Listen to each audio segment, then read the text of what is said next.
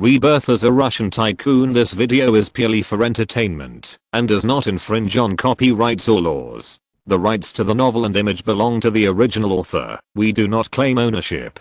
Don't like waiting and want to listen to this fanfic in full now? Subscribe to our Patreon, where you'll find the best fanfics. Chapter 151 EU's Retaliation. Unlucky Alibaba. Mawei was actually a little embarrassed to make so much money. It was just that he couldn't decide the price completely. He had applied for the lowest price within his ability. As for the distribution of the order benefits, in addition to Mawei's Black Sea shipyard, the two military shipyards under the Ukrainian Navy must also share some. The Russian Navy has made a lot of efforts, and it is also necessary to divert some orders to them. As for the distribution of benefits, Mawei was very smart and didn't say a word. Anyway, he has 50% of the shares of the Black Sea shipyard, and he will definitely make money. Now Mawei, in addition to preparing destroyer orders, also needs to prepare aircraft carrier orders. It's just to express gratitude and for the long-term development in the future. Mawei is going to persuade the Ukrainian government to secretly send 2 scientists and engineers to the east to secretly help them independently develop aircraft carriers. Doing so is beneficial to both sides. After all, the initial alliance has been reached, and it is necessary to strengthen each other's strength as soon as possible. After dealing with Ukraine's nuclear destruction resolution, Mawei gave himself 2 days off in Russia. In addition to eating and watching TV, he usually plays with Winnie the Bear and Tigger. The two little guys grow up very fast, especially Tigger, who loves to drink milk. After a while, he has become the same size as an adult husky. Winnie the polar bear can now be Mawei's cushion. When he lies on it, he will be on a furry constant temperature blanket. The key is that Winnie is still very well behaved. She just lets Mawei lean on her quietly, as if she also enjoys this kind of close time with her master. However, leisure time is always short. Before Mawei could rest for 2 more days, China called. To be precise, it was Boss Ma's Alibaba that encountered a problem. And it seems to be a big one. Hey, Mr. Mawei, I'm so sorry to bother you.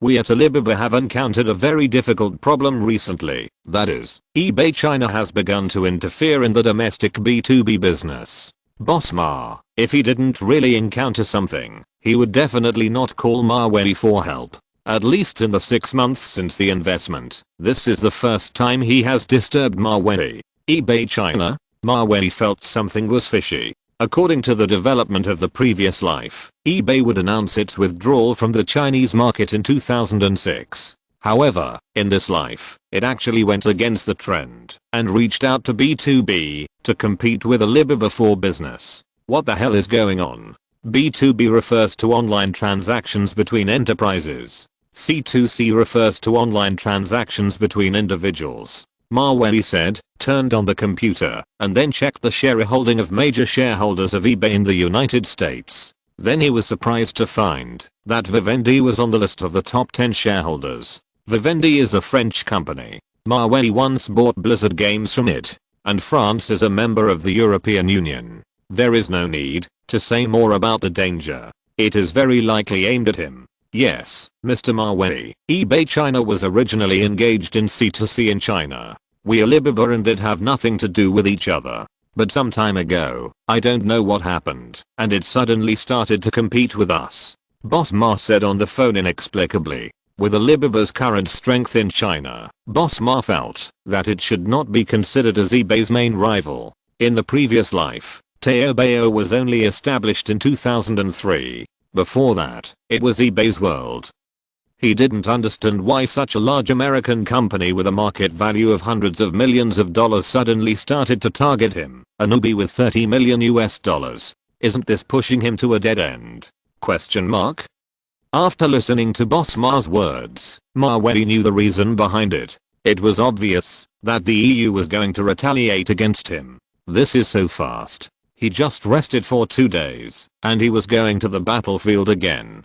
Don't panic. eBay in the United States wants to steal Alibaba's business, and Alibaba can also steal his business, or even force him out of the Chinese market. Mawei said lightly on the phone. As a reborn person, he naturally knew the main reason why eBay in the United States lost the Chinese market in his previous life. As soon as the voice fell, Boss Ma on the other end of the phone suddenly brightened up and was stunned for a moment. Originally, he only thought about how to protect his own resources when his business was taken away by others. But he didn't think that he could actually fight to the death and take the other party's business. However, to develop the C2C market, it must first require a lot of funds. And the development strategy must also be powerful and effective. Otherwise, it will not be able to shake the current position of eBay China. Well, Mr. Mawei, if we Alibaba want to develop the C2C market, then the funds may be quite tight. Boss Ma said with difficulty on the phone.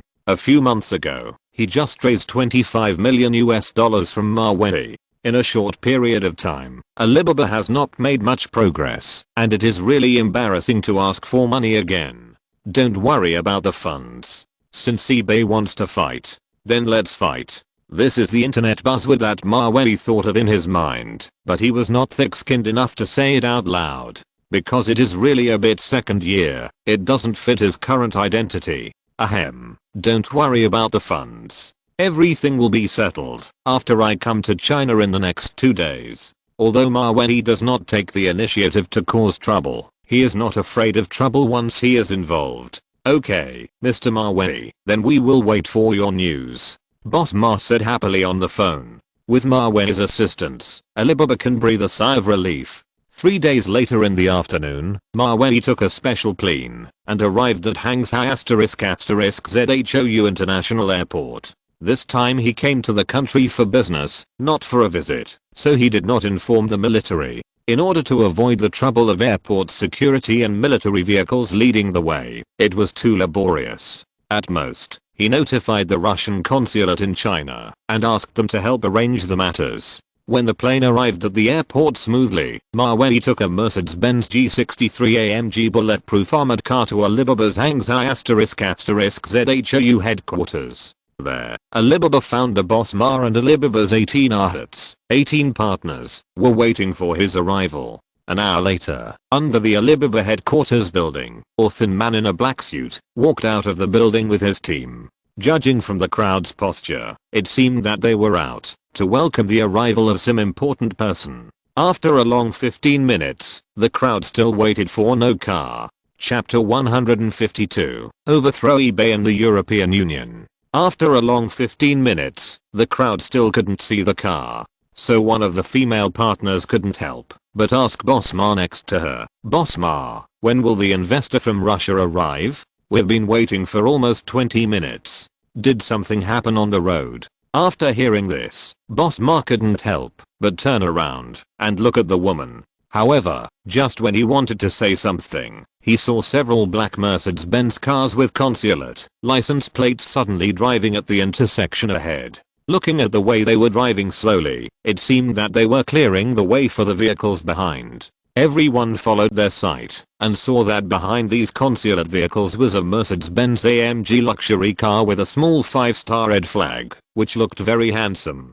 Damn, the convoy at the intersection ahead. Couldn't it be the investor from Russia? The consulate's car is clearing the way. How big a face does this take? It's impossible for ordinary businessmen, right? A male partner said softly with surprise. You don't know this, right? None of the people who made their fortune in Russia started from scratch. The families behind them have deep ties with the Russian government. Another knowledgeable male partner corrected everyone. Yes, yes, yes, they must have a very good background. Look at that Mercedes-Benz. It seems that there is no such car in China. It is probably airlifted here because they are not used to other cheap cars. Boss Ma in the crowd, listening to the discussions of the partners around him, had already guessed the scene in front of him. However, compared with the last meeting in the Summer Palace in Beijing, the vehicles escorting Mawei this time were a bit larger. There were actually 4 consulate vehicles at once. Boss Ma was really amazed.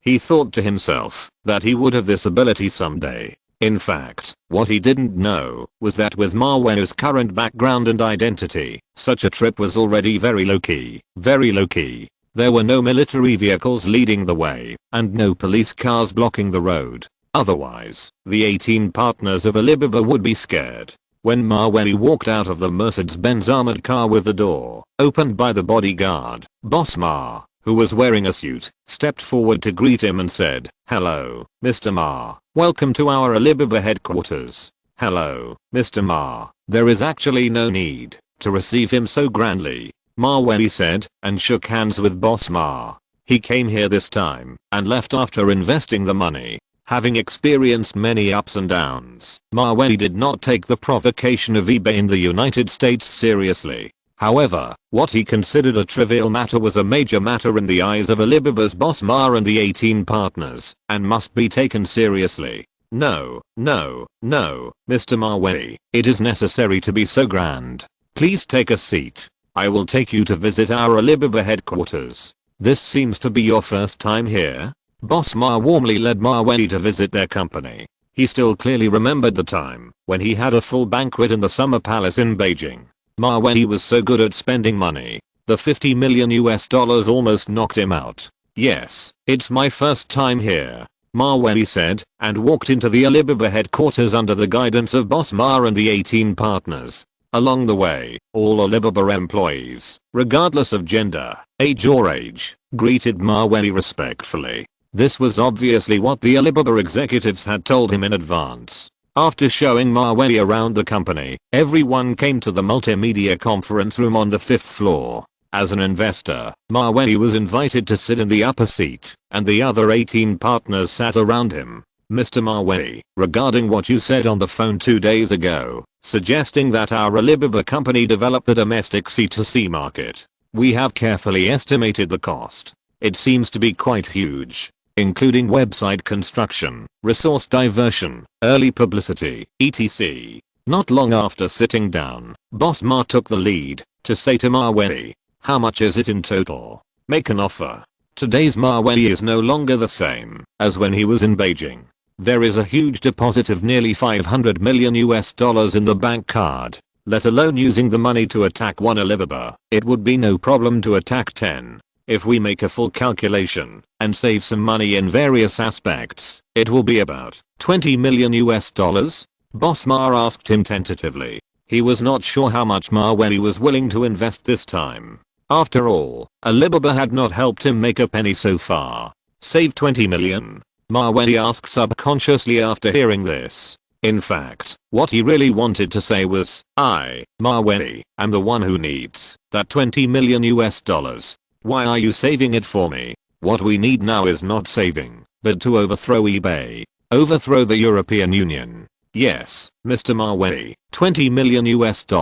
What do you think?" Boss Ma asked with a little trepidation. At this time, Maweli blinked helplessly and then said directly in the conference room, "Don't be too frugal. You still have to spend the money you should spend. In this way, I will give you an extra $10 million to do the best you can. Whether it is $20 million or $30 million, it is a piece of cake for him now. Invest more, and the share ratio will be larger, so it's not a loss. More importantly, it is to knock down eBay in the United States and Vivendi in France behind it. Use this incident to warn the European Union that Maweli is not a soft persimmon that they can squeeze at will." As soon as Maweli's domineering voice fell, the boss Ma and the 18 Alibaba partners sitting in front of him were shocked by his generosity, and their eyes were full of surprise. Stunned.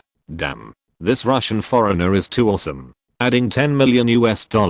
He didn't change his face or heartbeat. How rich must he be? A female partner couldn't help but think in her heart. No wonder Mr. Ma wanted to give such a grand reception. It turns out that this Russian investor is so awesome and rich. He didn't even blink an eye for $30 million. We calculated a lot and finally reduced the budget to $20 million.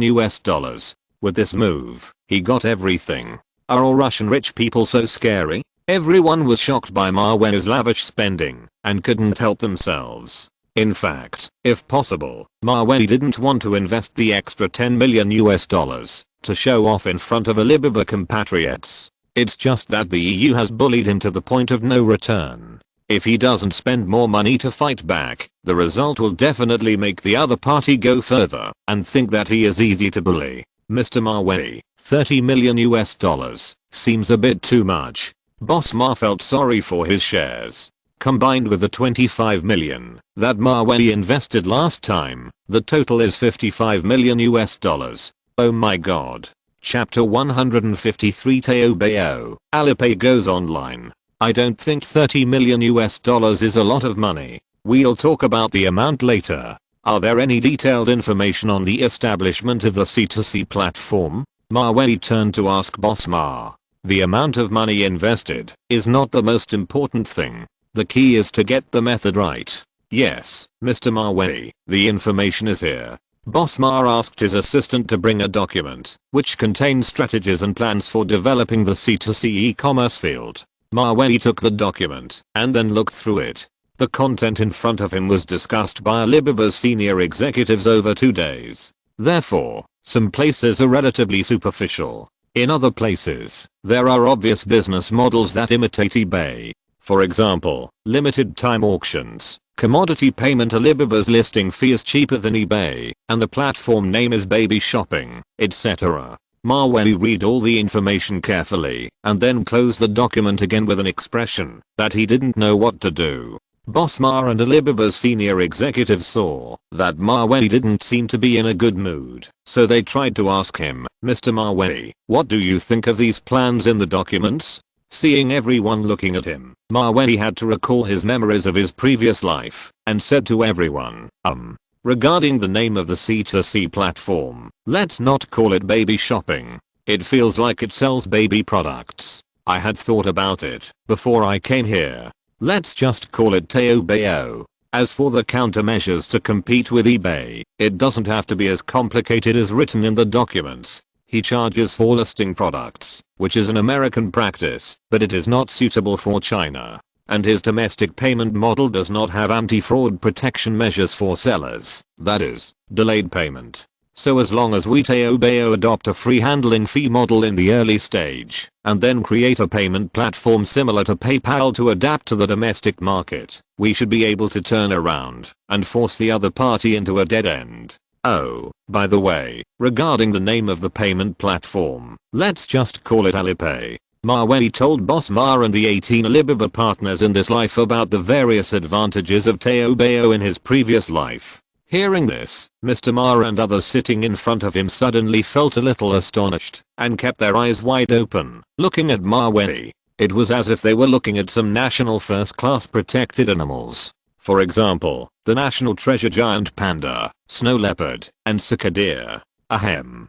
Don't look at me like that. Everyone can raise any opinions. Mavey coughed awkwardly. He didn't mean to show off in front of Alibaba's senior management. It was that the plan they provided really needed to be improved. Some Alibaba partners present originally thought that Mavey's most amazing thing was that he had a lot of money. But after listening to his insights just now, the partners completely didn't think so. Teo Bayo? This name seems to be much better than our baby shopping. A female partner couldn't help but say what was in her heart on the spot. The initial handling fee is free. This idea is amazing. It really suits our domestic market. Why didn't we think of it at the beginning? We had to imitate eBay. A male partner next to him couldn't help but pat his thigh and said, there is also Alipay, which is also very good. eBay's PayPal payment platform has not been introduced to China yet. It's just right for us to grab market share in advance. Listening to the enthusiastic speeches of the crowd, Mavey knew that they were on the right track. With the continuous supplementation of the senior management, the prototype of TeoBayo.com in this life was finally correct and gradually improved.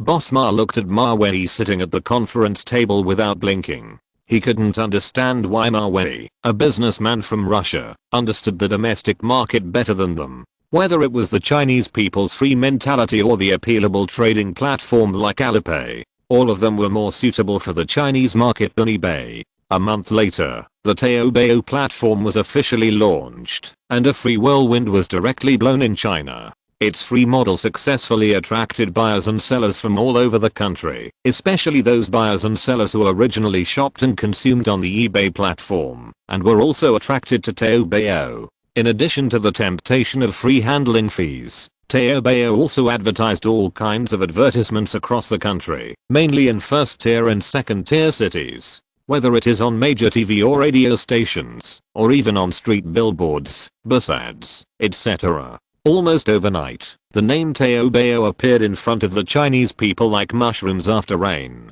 Let people remember his advertising slogan very deeply. Teo Bao, Teo Bao, Teo Bao, Teo Bao, Teo Bao you like. With the powerful traffic diversion of advertising, Teo Bao has just been online for 7 days, and the average daily visit volume has exceeded 80,000 people. This data is almost killing the large shopping malls in some cities. It directly caused batches of sellers to come to Teo Bao to register, and they would not easily miss such a good business opportunity. With buyers and sellers, the rest is naturally logistics and after sales. Alibaba has experience in this. They have found two reliable logistics and express delivery companies for sellers, so that they can better send out goods. As for the after sales part, Teo Bao's unique good review mode, bad review mode, plus store deposit mode, can allow buyers to understand the seller's credit and strength before the transaction. If someone is found to be selling fakes and deceiving consumers on the platform,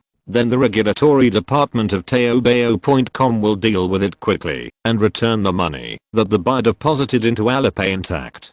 2 weeks after teobao.com was officially launched, the number of daily visitors has exceeded 115,000. The daily transaction volume has also increased a lot compared to the first few days. It has been able to steadily exceed 450,000 yuan/day. And this number is still growing exponentially with the increase in traffic. It has robbed eBay China of many resources. Not only the significant data, but also the evaluation of teobao.com by domestic netizens is obviously much higher than that of eBay China. A netizen with the ID HJZ666 commented, "I have bought things on Teobao and eBay. Let's not talk about the quality of the goods. Let's just talk about Teobao's Alipay. The transaction is very safe. You can pay after confirming the receipt. You can buy with confidence." A netizen with the ID, "Don't ask anything. I have deleted the eBay website from my favorites, and I will only buy things on Teobao in the future. Alipay is really easy to use, and I'm not afraid of being cheated." Chapter 154, Shocking Annual Meeting, EU suffers a setback. Ever since Alibaba's Teobao went online, Adrien, the president of Vivendi in France, has been paying attention to the e-commerce platform. Prior to this, the French Ministry of Commerce had already talked to him and asked him to make sure that eBay China would destroy Alibaba, the company invested by Mavey. Originally, this matter should have been very easy in Adrien's eyes. After all, the market value of eBay in the United States is hundreds of millions of US dollars, while Alibaba in China is less than 30 million US dollars. The key is that it has rarely made a profit since its inception. It is not as profitable as eBay China. However, what Adrien did not expect was that Alibaba, which was originally easy to deal with, actually counterattacked sharply and created Teobao. And in special forms such as free, they gradually snatched away their eBay China's customer resources.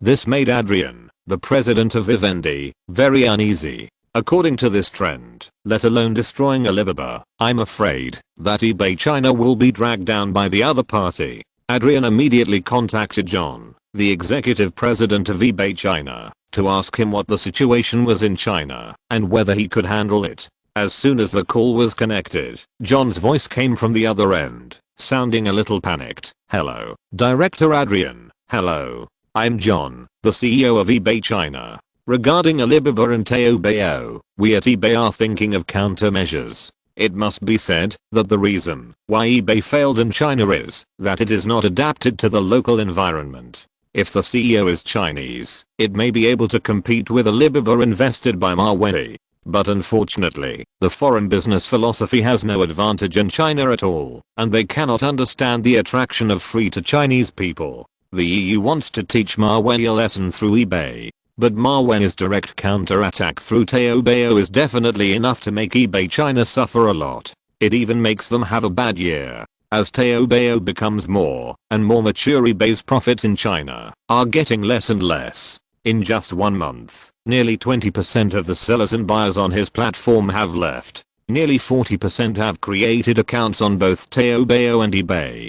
However, after actual operation, it is found that Taobao is obviously much easier to use than eBay. The key is that there is no handling fee, and the transaction is guaranteed. Mr. Mawei, I have good news for you. Our Taobao's daily transaction volume exceeded 1 million RMB yesterday. It is far ahead of eBay's 600,000 RMB. Boss Ma reported to Mawei excitedly on the phone. If Mawei had not helped in time this time, I'm afraid that Alibaba would have been overwhelmed by eBay. After all, the gap is there. Well, congratulations, Boss Ma. Mawei was already in Russia at this time. In 2 weeks, the large annual meeting of his company will be held in the coastal city of Sochi. Sochi, located at the border between the Krasnodar territory of the Russian Federation and Georgia, and on the Black Sea coast, is one of the narrowest and longest cities in the world. It is also the host city of the 2014 Winter Olympics, and has a Mediterranean climate with spring-like weather all year round. Similar to Hainan Sanya in China. By the way, Boss Ma, are you free in 2 weeks? I invite you to come to Sochi to attend the annual meeting of my Mavey group. Mawei invited on the phone. A few days ago, he integrated his companies to form a multinational group. In addition, Moscow has entered winter recently, and he needs to go to a warm place for a while. Annual meeting? Sure, Mr. Mawei, I'll be there when I'm free. Boss Ma agreed immediately. In his impression, the company's annual meeting is usually that everyone eats and drinks well. Those who deserve to win prizes, and those who deserve to be paid money get money. Then next year, everyone works hard to create better results for the company. However, Mawei's company's annual meeting is completely different. In fact, to be precise, this is no longer an ordinary company annual meeting. 2 weeks later, when Boss Ma, with his 18 Alibaba partners, took a plane to Sochi airport, then, he was surprised to find that there were Russian police and Russian troops standing everywhere in the airport terminal. At this site, I thought there was going to be a war. Boss Ma, what's the situation here? I heard that Ukraine, Russia, and the European Union had a very unpleasant quarrel some time ago. Is this dangerous? One of the partners asked Boss Ma worriedly. Everyone came to Russia to attend the annual meeting happily. But if something like this happened, it would be a tragedy. It's a peaceful time now. What kind of war can we fight? Boss Ma asked after hearing this. Then he added, maybe some big shots from Russia suddenly came to the airport. Don't be surprised. Just as Boss Ma said this, a Russian army officer, wearing a major uniform, and armed soldiers came towards Boss Ma and others. Seeing this, a group of Alibaba executives didn't dare to move. They were afraid that the other party would have some misunderstandings and then draw their guns. Seeing that the other party was coming aggressively, a male partner who could speak Russian quickly stood up to explain that, we are tourists from China, not bad people. However, before he finished speaking, the army major who came forward solemnly suddenly stretched out his hand and saluted everyone. Excuse me, is this Mr. Ma from China? The army major asked Boss Ma in not very fluent English. Yes, who are you? Boss Ma was very surprised after hearing this, and wondered how the other party knew him with his identity. He didn't remember having a friend like a Russian army major. Could it be? When he thought of this, Boss Ma suddenly had a hunch. Could the army major in front of him, as well as the Russian police and soldiers at the airport, be arranged by Mawei? Question mark? This is too awesome. Question mark? I'm Major Stepan, and Mr. Mawei asked me to receive you. The army major said to everyone in a serious manner. As soon as he finished speaking, the expressions on the faces of the 18 Alibaba partners standing in front of him were even more exaggerated than when Mawei spent $30 million. They were all stunned. To be precise, they were stunned, and their mouths were so open that eggs could be stuffed into them. What? These were all arranged by Mr. Mawei? Who is he? A male partner exclaimed in surprise. Oh my god. Compared with the last consulate convoy, the scale of this one is too awesome. Is it really that Mr. Mawei who did it? Another male partner covered his mouth in disbelief. Chapter 155. The Russian government's enthusiasm and the shocking annual meeting. The person who can make such a scene must have a deep relationship with the Russian government and the army, right? Compared to the shock of the crowd, Boss Ma himself was also very surprised. Before coming to Russia, he had already prepared himself mentally, knowing that the scale of this annual meeting must be large. But what he never expected was that the scale of Mawey's annual meeting could be so shocking. Even the Russian police and the Russian military were dispatched. How great is this face? Question mark?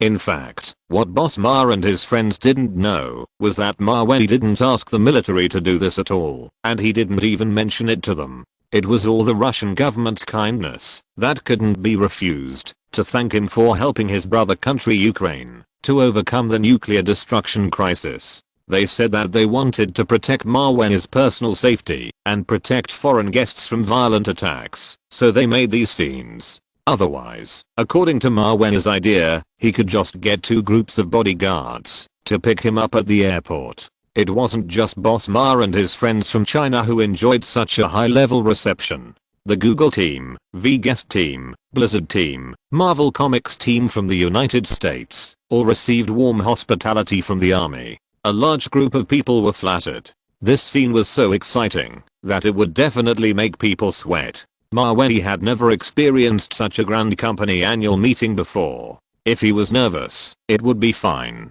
After all, after his rebirth, he had experienced so many storms and waves, and even the European Union had fought 2 rounds. His mentality gradually became calm. At 8 o'clock in the evening, when hundreds of guests gathered in the most luxurious 5-star hotel in Sochi, Mawey, the host of this feast celebration, appeared on the stage in the hotel banquet hall in a dazzling top-notch suit. Hundreds of company executives, company presidents, and employees in the audience all cast their eyes on him. From the eyes of the crowd, you can feel that they respect Mawey and even worship him. Whether it was Google, a small company that was once unknown, or Blizzard Games, which was once exploited by its old employer, they all grew up quickly after meeting Mawey. Although Mawey was just repeating what others said, it was a real help to Google, Blizzard, Alibaba, and Marvel Comics in this life. It had an incomparable huge impact. Mawey walked to the front of the stage step by step under the spotlight.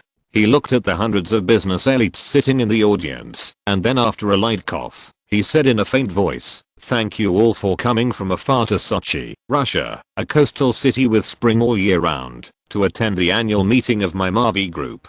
As soon as the moderate words fell, the audience immediately burst into warm applause. Alibaba's boss Ma also applauded enthusiastically. He was invited by Mawey to sit at the main table. The people at the same table were all internet giants. For example, Amazon founder Jeff Bezos. For example, Google founders Sergey and Larry. Chatting with such internet pioneers can make Boss Ma feel a lot of benefit. He was also very grateful for Mawey's arrangements. After the warm applause, Mawey continued on the stage with a smile. "I'm not good at speaking long speeches. I don't have the eloquence. Let's just say something real. There are 6 lucky draws at this group annual meeting, namely the 5th prize, 4th prize, 3rd prize, 2nd prize, 1st prize, and special prize." When Mawey spoke quickly and directly jumped to the topic of the lucky draw, the group of employees in the audience became more excited. They were looking forward to what kind of prizes the chairman would bring out at this group annual meeting.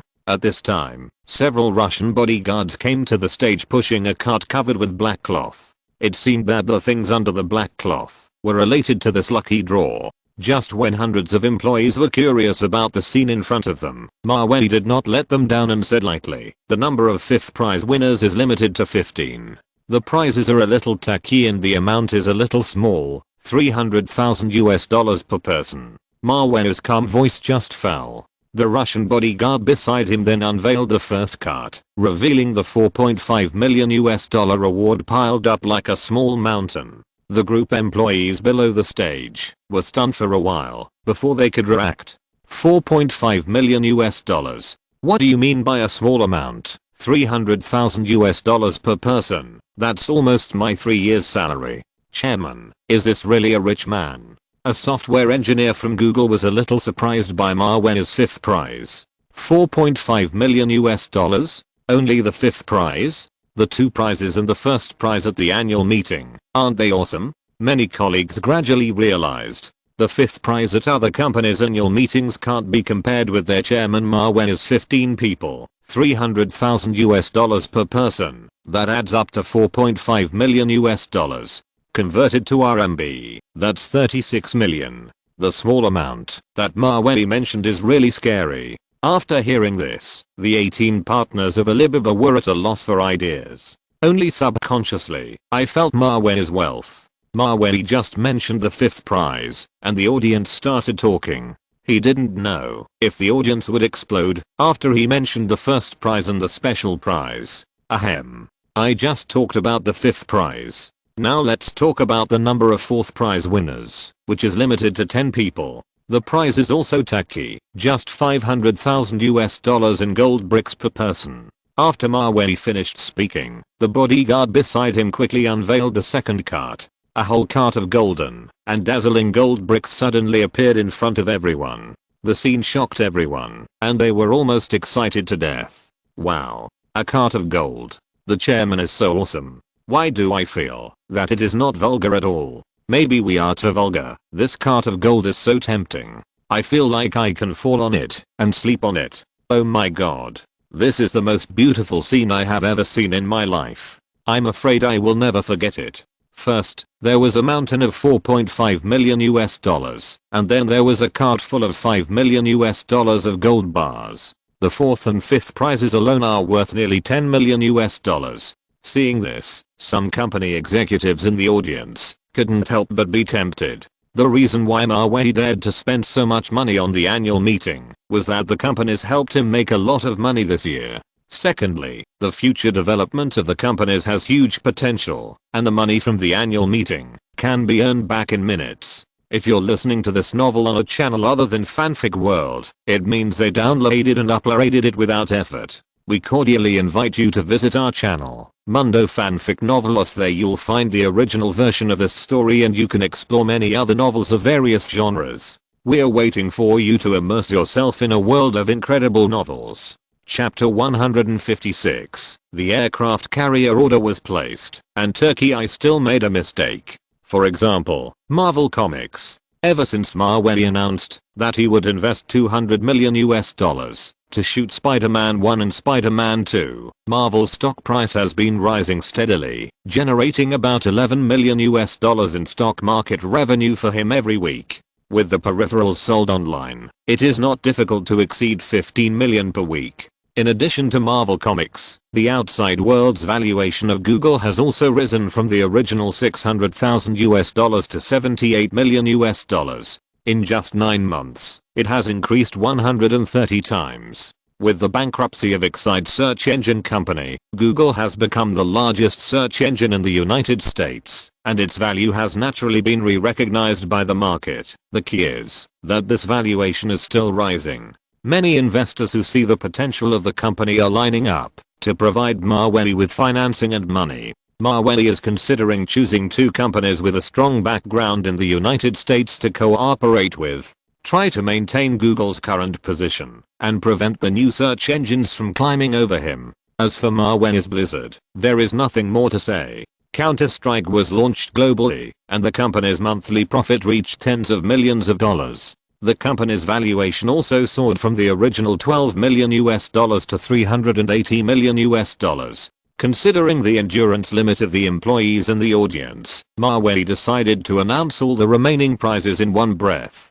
So, he took a deep breath and then said to all the employees, the third prize of the annual meeting will be for 5 people, the second prize will be for 3 people, and the first prize and special prize will be for 1 person. As for the prizes, they are 5 times the annual salary, a Ferrari sports car of your choice, 3 million US dollars in cash, and a 5 million mansion. As soon as the resounding words were finished, the hundreds of group employees sitting in the audience suddenly looked crazy and excited. What? Did I hear it right? 5 times the annual salary? Then my annual salary of 250,000 is 1.25 million US dollars? A Marvel executive was calculating excitedly. Mawei's 5-fold salary bonus is truly unprecedented, especially for those senior executives of the group. It is even more tempting than the second prize, first prize, and special prize. A Ferrari sports car of your choice, a cash reward of 3 million US dollars, and a luxury house worth 5 million.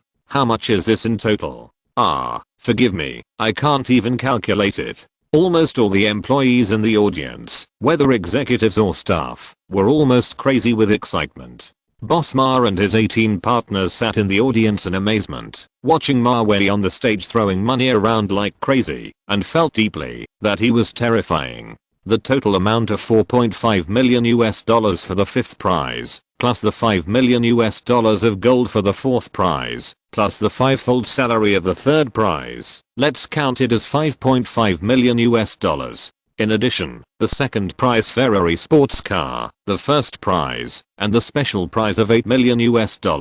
This is at least $25 million in total. Converted to RMB, 200 million. Just like that at the annual meeting. It seems that the best boss in the world in 2000 must be Mavey. Looking at the cheers and excitement from the audience, Mavey standing on the stage kept smiling. $25 million seems to be a very huge amount of money. But for him now, it can be regarded as a drop in the bucket. It can generate income in more than a week. However, for the long-term development of the group, these income-generating funds will often be continuously reinvested in the company for business expansion. This is the only way to ensure the leading position of each company in the industry and not be overtaken by others. Mavey currently has nearly 500 million in deposits, and with the aircraft carrier order coming soon, his deposits will surely soar even more.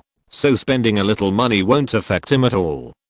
That night, some employees uploaded and showed off the list of prizes for the 2000 annual meeting of Mavey Group to the internet. Our chairman is so awesome. He casually gave away $25 million in annual meeting prizes, a $5 million mansion, $5 million in gold, $7.5 million in cash. These news, as well as the prize photos, directly aroused the envy and jealousy of netizens and even colleagues online. Oh my god. Is your company still short of people? I want to switch to your company. Your boss is so nice. Our boss's annual meeting prize is actually cooking oil. He is so stingy. $25 million. Your boss is so generous. I'm so envious. Amid the joy of the group's employees, Mavey Group spent a fruitful year in 2000. It ushered in the year of 2001 full of expectations. At the same time, the aircraft carrier order of the mysterious country was also placed with the Ukrainian government. The total amount was as high as $2.9 billion.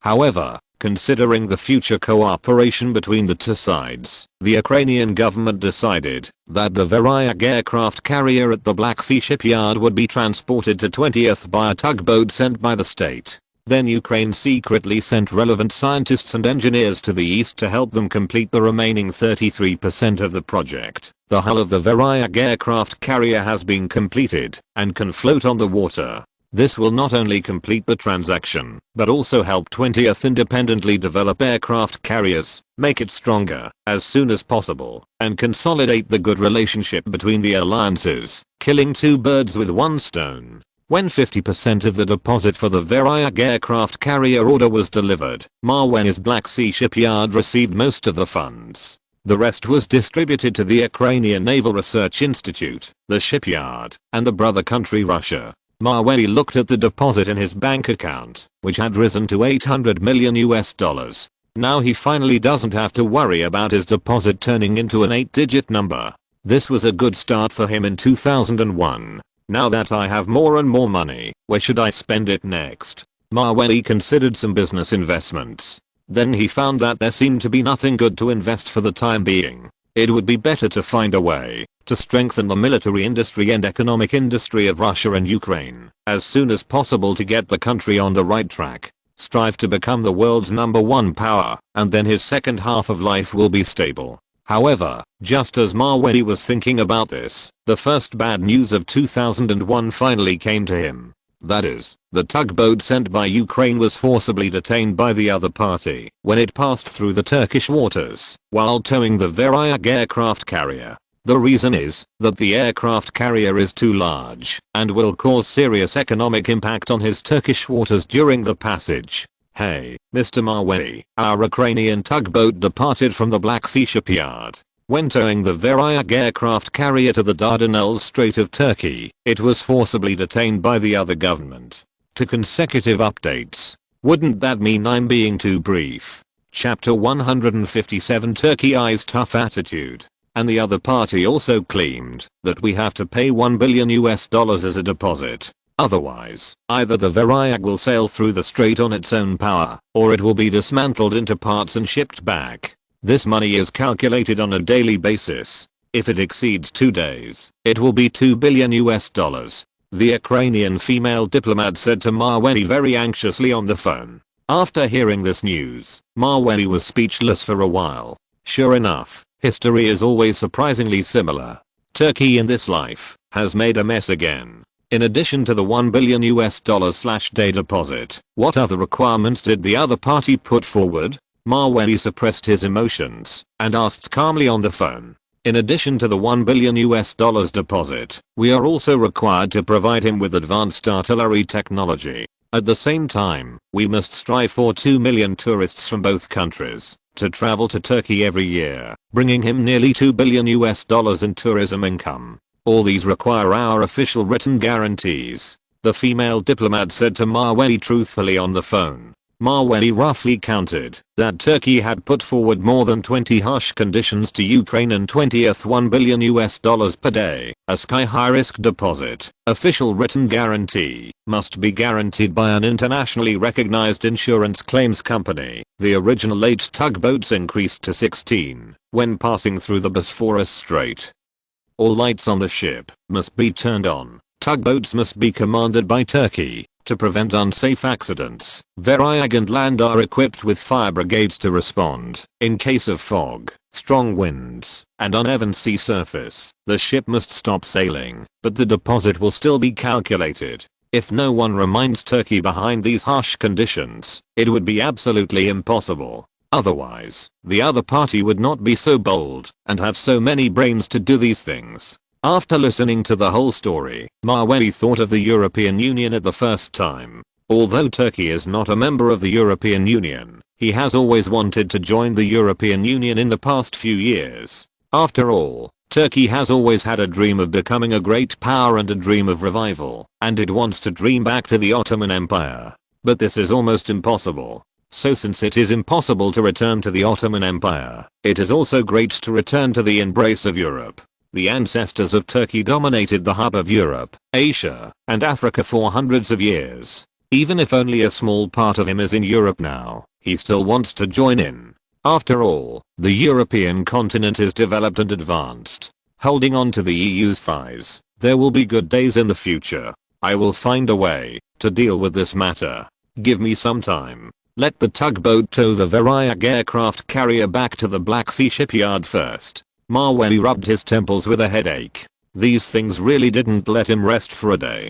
Okay, that's it for now, Mr. Maweli. I hope you can discuss a countermeasure with 20th as soon as possible. At the same time, Ukraine will do its best to negotiate with Turkey. The female diplomat was also forced to have no choice. Such a hot potato is definitely the nightmare of all diplomats. I will definitely come up with a solution as soon as possible, Maweli promised on the phone. He did this business, so he has the responsibility to be responsible to the end. In the previous life, Ukraine destroyed its nuclear weapons in advance. So when Turkey seized the aircraft carrier, it could hardly help. Finally, Greece came forward to guarantee and met all the requirements of Turkey before the aircraft carrier was released.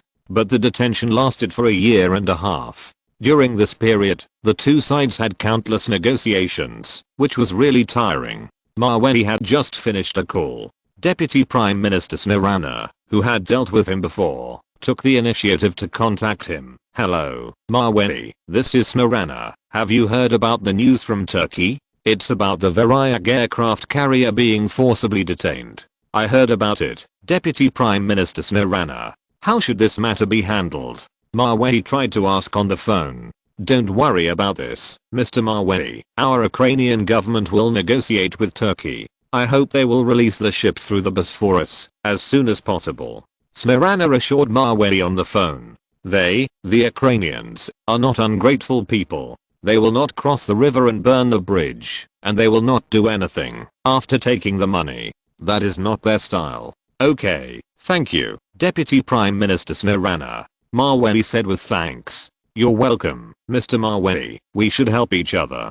Deputy Prime Minister Snarana said very righteously. Sure enough, the Iron Lady of Ukraine is the Iron Lady of Ukraine. She is very straightforward in doing things. Not long after calling Maweli, she immediately asked her assistant to arrange a trip to Turkey, intending to negotiate in person. But what Deputy Prime Minister Snarana did not expect was that after contacting the Turkish government, she found that the other party's attitude was extremely tough. Unless the above 20 harsh conditions are met, it will never be released, even if the Ukrainian government comes forward to guarantee it. Snarana, who is active in the political arena, felt something was wrong at the first time. According to her understanding of the Turks, this attitude is obviously very strange. There must be something wrong when things are abnormal. There must be other countries that have quietly intervened. At night, in a luxury hotel in Turkey, Deputy Prime Minister Snarana called Maweli again, intending to inform him of today's events.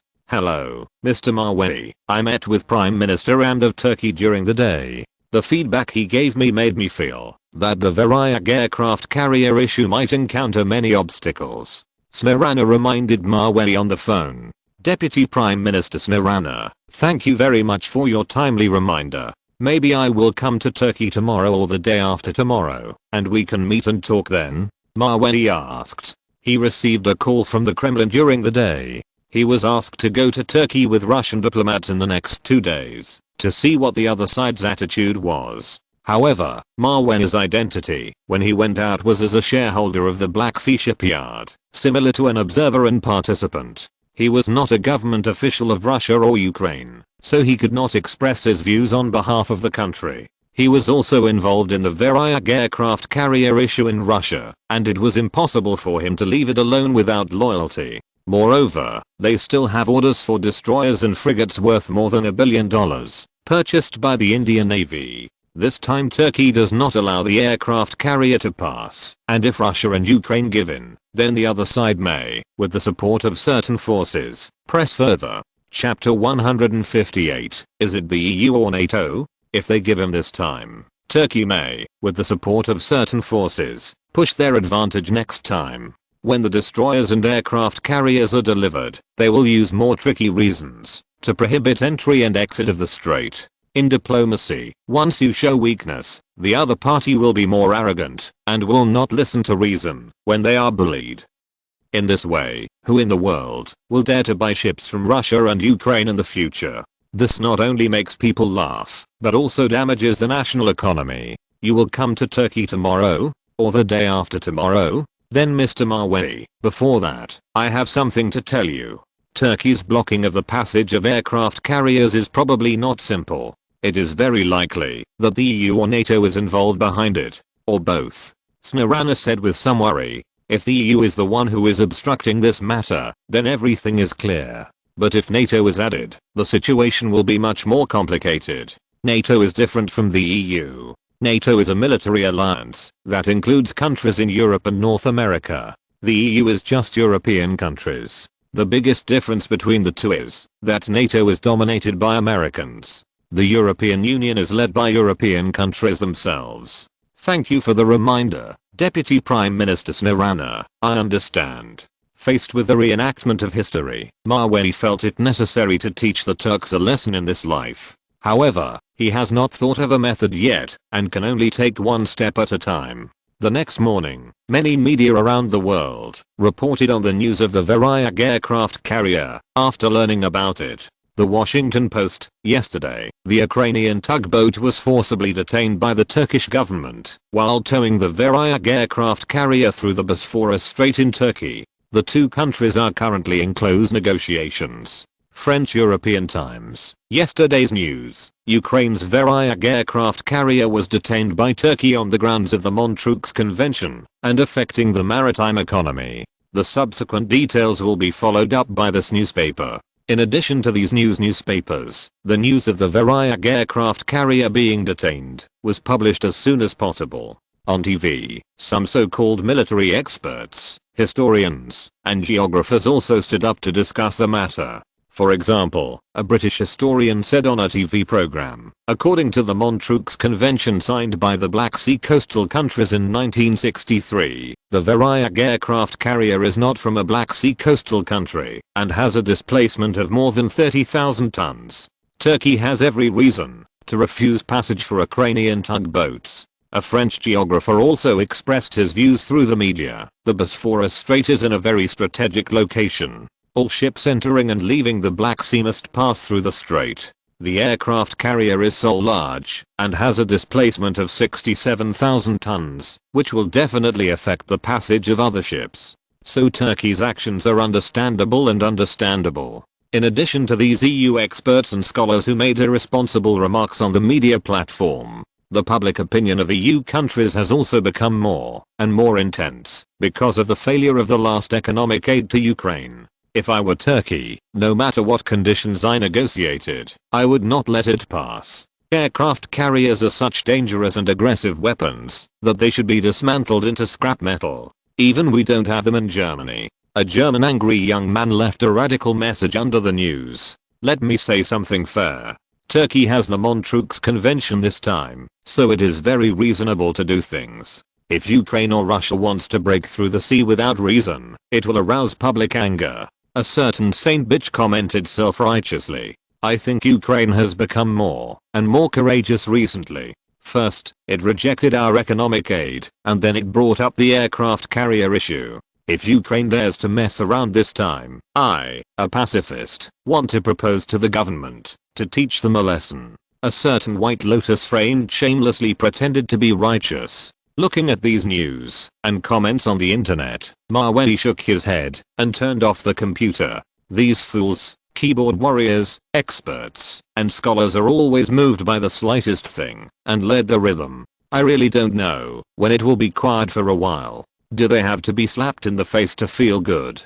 2 days later, when Maweli arrived at the Turkish airport on a special plane with Russian diplomats, they met Deputy Prime Minister Snarana, who came to greet him. Mr. Maweli, I have been negotiating with the Turkish government in the past 2 days. They refused to give in to the 21 conditions they proposed. If not one of them is met, they will not allow the Variag aircraft carrier to leave. Snarana said to Maweli with a worried expression. It seems that the Turkish government has been giving her the cold shoulder in the past 2 days, which made her very upset. As for the diplomacy between the two countries, this is the first time that Maweli has been involved in the field.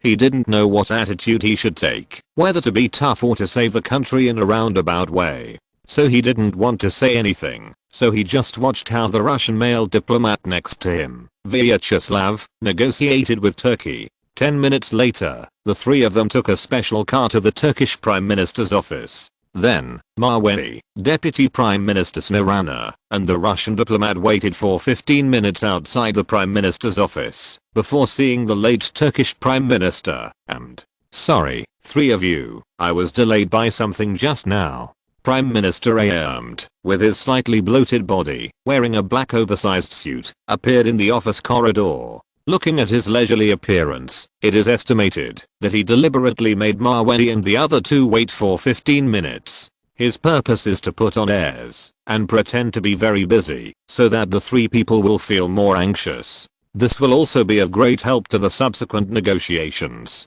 Even if the other party's face is too ugly, out of diplomatic etiquette, Deputy Prime Minister Snarana still patiently introduced the two parties. "Hello, Prime Minister Ahmed, let me introduce you. This is a diplomat from Russia, Mr. Vyacheslav. This is Mr. Maweli from the Black Sea shipyard." "Oh, hello, Mr. Vyacheslav." "Hello, Mr. Maweli." Ahmed, somewhat absent-mindedly stretched out his right hand and shook hands with Maweli and Vyacheslav respectively. Anyway, Turkey is determined to negotiate this diplomatic negotiation and will not release it unless the conditions are met. After all, Turkey is not alone now, and it has a powerful 20th as a backing behind it. Chapter 159. Turkey is confident and Maweli strikes back. After a brief greeting in the corridor, the three parties came to Ahmed's office. They were ready to start formal negotiations on Ukraine's towing of the Variag aircraft carrier through the Bosphorus Strait in Turkey. The Bosphorus Strait is the throat of the Black Sea. All ships in the Black Sea must pass through this strait if they want to go out. The geographical location is very tricky, making it impossible for the Vyacheslav aircraft carrier to get out. As soon as the diplomat Vyacheslav sat down, he couldn't wait to negotiate with the other party. "Hello, Prime Minister Ahmed. I think you also know that the purpose of our visit this time is about." But before he finished speaking, he was interrupted by Prime Minister Ahmed very rudely. "Mr. Vyacheslav, I think our Turkish government has made the conditions very clear. Whether it can be done is a matter between you, and it has nothing to do with me, Turkey." "Sorry." Ahmed's attitude was very confident, and the pretentious expression on his face made Maweli deeply feel the other part is hateful. But unfortunately, this is a diplomatic occasion between countries, and Maweli is just a participant like an observer. He is not a diplomat, nor a government official, and cannot speak on behalf of the country. He still has this distinction between the primary and the secondary, and will not speak nonsense. Seeing that the other party was stubborn, diplomat Vyacheslav also had a tough attitude and said tit for tat. "But, Prime Minister Ahmed, don't you think that the demands made by your government are a bit too harsh and too much? A guarantee of $1 billion a day, plus so many flight suspension restrictions. No country in the world has made so many harsh demands like you." Before coming, Vyacheslav received some information from the Russian government. That is, if the other party is willing to reason, then everyone should reason well. But if the other party is unwilling to reason, then the attitude can be tougher and put pressure on Turkey. "Mr. Vyacheslav, our Turkish government is not deliberately trying to make things difficult for you, Russia and Ukraine. It's just that we clearly mentioned in the Montreux Convention that if a warship of a non-coastal country with a tonnage of more than 1.5 tons wants to pass through the Bosphorus Strait, it must obtain our consent," Ahmed said with an unhappy expression. In fact, Turkey had such a convention with the countries along the Black Sea, which was the Montreux Convention established in 1936. In simple terms, in peacetime, warships of non-coastal countries passing through the Turkish straits are subject to certain restrictions. That is, the total tonnage of warships passing through the same period shall not exceed 15,000 tons. The total tonnage of ships staying in the Black Sea shall not exceed 30,000 tons, and the stay time shall not exceed 21 days. The Black Sea coastal countries are not subject to any restrictions. The Vyacheslav aircraft carrier has a displacement of 67,000 tons, which seriously exceeds the 30,000 tons of the Montreux Convention. In addition, this is a ship for sale, and is no longer owned by Ukraine. Therefore, Turkey is holding on to this point and forcibly preventing it from passing. It's like they are not willing to give up, even if they are right.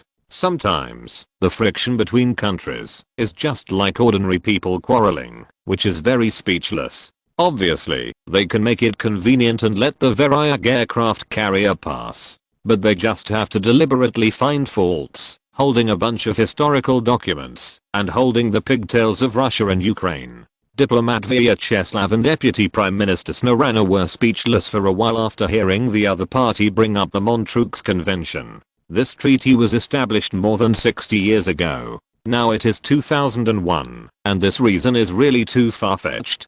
Prime Minister Ahmed, your Turkish government must use the treaty from 65 years ago to restrict us? Vyacheslav asked Ahmed in a slightly cold voice. The two brothers Ukraine and Russia are in such a difficult economy, and they finally received orders worth billions of dollars. They haven't had time to be happy yet. They were deliberately clamoring and provoking by those ice cream sellers in Turkey. Anyone would be very unhappy. Mr. Vyacheslav, we in Turkey are not targeting you. It's the Vyacheslav aircraft carrier, which is not a ship of a Black Sea coastal country, and its displacement is far more than 3 tons. These were clearly stated in the Montreux Convention. Your country has also signed it. Prime Minister Ahmed said stubbornly. Anyway, they, Turkey, are holding on to this point. I believe that with their current performance, they are all seen by the EU and other countries. Maybe by then, Turkey will join the EU and cling to the thigh because of its good performance. So to put it bluntly, he is also fearless in going against the two brothers, Russia and Ukraine, who told him that he really has the right this time. Hearing the other party bring up the damn Montreux Convention again, Vyacheslav's face was almost crooked with anger. But there is no good way to fight back. After all, they, Russia, can't rashly tear up the convention and break the agreement. Otherwise, this mistake will be a big mistake, and it will be easy for the EU to catch a handle. We can only bypass the pressure of the convention. AI was speechless when he saw the Russian diplomat. So he lowered his head and drank a sip of tea with an increasingly smug expression. He obviously thought he was right, so he was sure to win. But when he was halfway through his tea, Mawey, who had been sitting next to him and had not said a word, suddenly said lightly, according to the Montreux Convention, if we, Russia or Ukraine, buy back the Varyak aircraft carrier, then your Turkish government will have no reason to stop it, right? Mawey's resounding voice had just fallen. AI, who was halfway through his tea, suddenly coughed violently. He almost couldn't catch his breath. Deputy Prime Minister Snarana and diplomat Vyacheslav, who were sitting next to Mawey, suddenly turned their heads and looked at Mawey. From the looks in their eyes, it can be seen that they were obviously amazed by what Mawey had just said. That's right. How come I didn't think of such a simple thing? If we buy the aircraft carrier back, the damn Montreux Treaty will be solved, right? Diplomat Vyacheslav almost wanted to slap his thigh in excitement. No wonder the higher-ups specially asked Mawey, a non-government official, to come here. It turns out that this all makes sense. Chapter 160 Mawey's method is highly valued. Seeing the obvious loophole on his side, didn't even have time to wipe his mouth, and hurriedly denied it. No.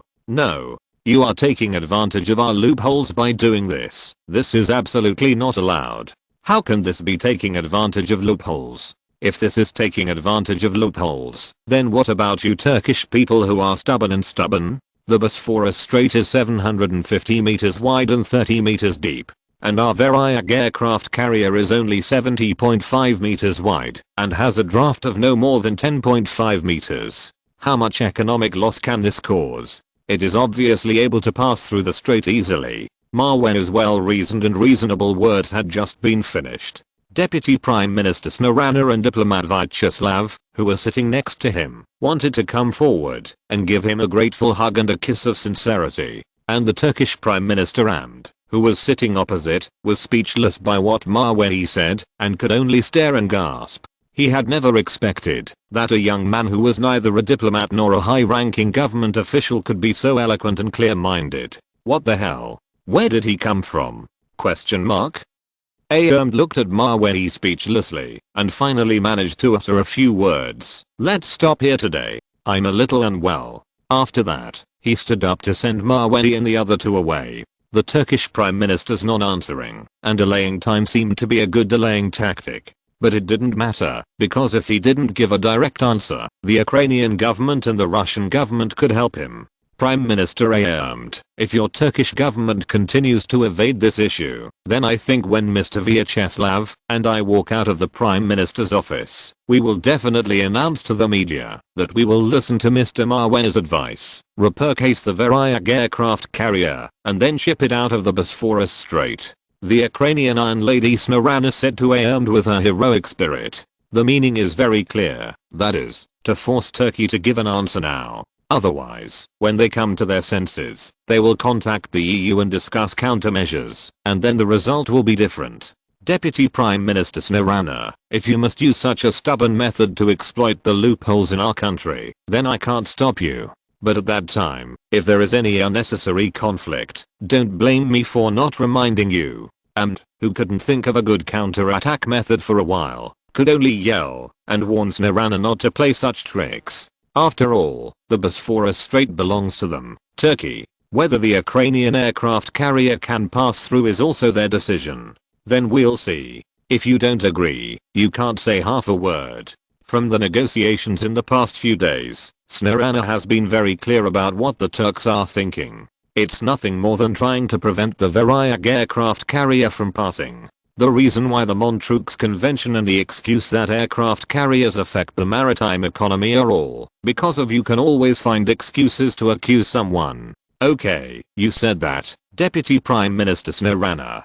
Finally pretended to be tough and said this. The negotiations between Ukraine, Russia, and Turkey ended in a bad mood. At the moment when Maweli and the other two walked out of the Turkish Prime Minister's office, Deputy Prime Minister Snarana suddenly turned around and said to him, "Mr. Maweli, thanks to you today, you have helped us Ukraine a lot again. As the saying goes, cutting off someone's financial resources is like killing their parents. Turkey is making trouble for Ukraine and Russia like this, which must not be tolerated." And Maweli found an effective breakthrough through his keen reaction at such an important moment. "This is really excellent, like sending charcoal in the snow." Yes, Mr. Maweli, what you said just now was really wonderful. It's no exaggeration to say that many of our Russian diplomats don't have such excellent reaction as you. Diplomat Vyacheslav also said to him with gratitude. Maweli, the person involved, blinked his eyes, not knowing whether to laugh or not. He just had a flash of inspiration at that time and suddenly thought of this method. It seems that sometimes the friction between countries is really like the conflict between ordinary people, and you can win by talking nonsense. But think about it, there must be no big war between the two countries, so they can only rely on talking nonsense to threaten and make the other party compromise. I just thought of it. Maweli answered modestly. Then he asked, "What should we do next, Deputy Prime Minister Smirana?" "Mr. Vyacheslav, next, I guess Turkey will definitely think of delaying time.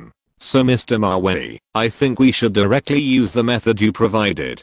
Deputy Prime Minister Smirana said to Maweli with a smile. That afternoon, after receiving clear instructions from the Ukrainian government, Smirana directly held a media meeting and announced the solution provided by Maweli to the media around the world. "After consultation and resolution by our Ukrainian government, we will repurchase the Varyak aircraft carrier that we sold. In this way, it will belong to our own Ukrainian ships and will no longer be affected by the Montreux Convention. So, if Turkey forcibly seizes our ships again this time, then our Ukrainian government will take special measures to deal with it, and we will never tolerate it," Smirana said in front of the media.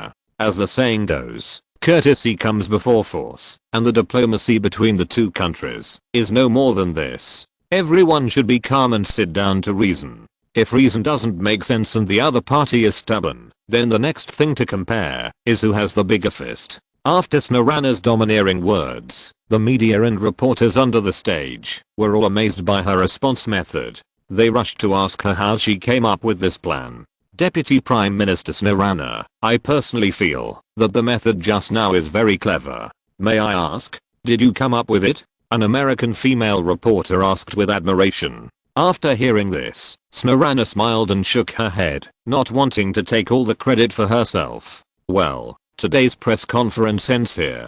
Thank you all for participating." Then she left the scene escorted by her female bodyguard. The next morning, when the Deputy Prime Minister of Ukraine, Smirana's remarks were published in newspapers around the world, it really set off a big hurricane around the world. The headline of the international edition of Time magazine in the United States, yesterday afternoon, the beautiful Deputy Prime Minister of Ukraine, Smirana, announced that Ukraine will buy back the Varyak aircraft carrier. Then it will pass through Turkish waters as a national ship. Chapter 161 A critical moment. Vote for Big Ivan. Under the online message board of the news, many American netizens praised, "This is really a clever move. The person who came up with this method is really talented. When did the Ukrainian diplomatic means become so smart? This changed my original view." In addition to the unanimous praise from American netizens, netizens from Ukraine, Russia, and 20th also said the same. They all praised this method, saying it was really talented. If Turkey blocks it again, they don't think it's too much for Russia to drop a Tsar bomb in the end. The Tsar bomb, also known as Big Ivan, is a hydrogen bomb made by the former Soviet Union. A total of 2 were made. One of them was tested on Novaya Zemlya on October 30th, 1961, and the other was used for a search and backup. It is the most powerful bomb in terms of size, weight, and power among all types of bombs ever detonated by humans. The explosion equivalent was originally equivalent to 100 million tons of TNT explosives, and the power was 7,600 times and 4,600 times that of the atomic bombs dropped on Hiroshima and Nagasaki, respectively.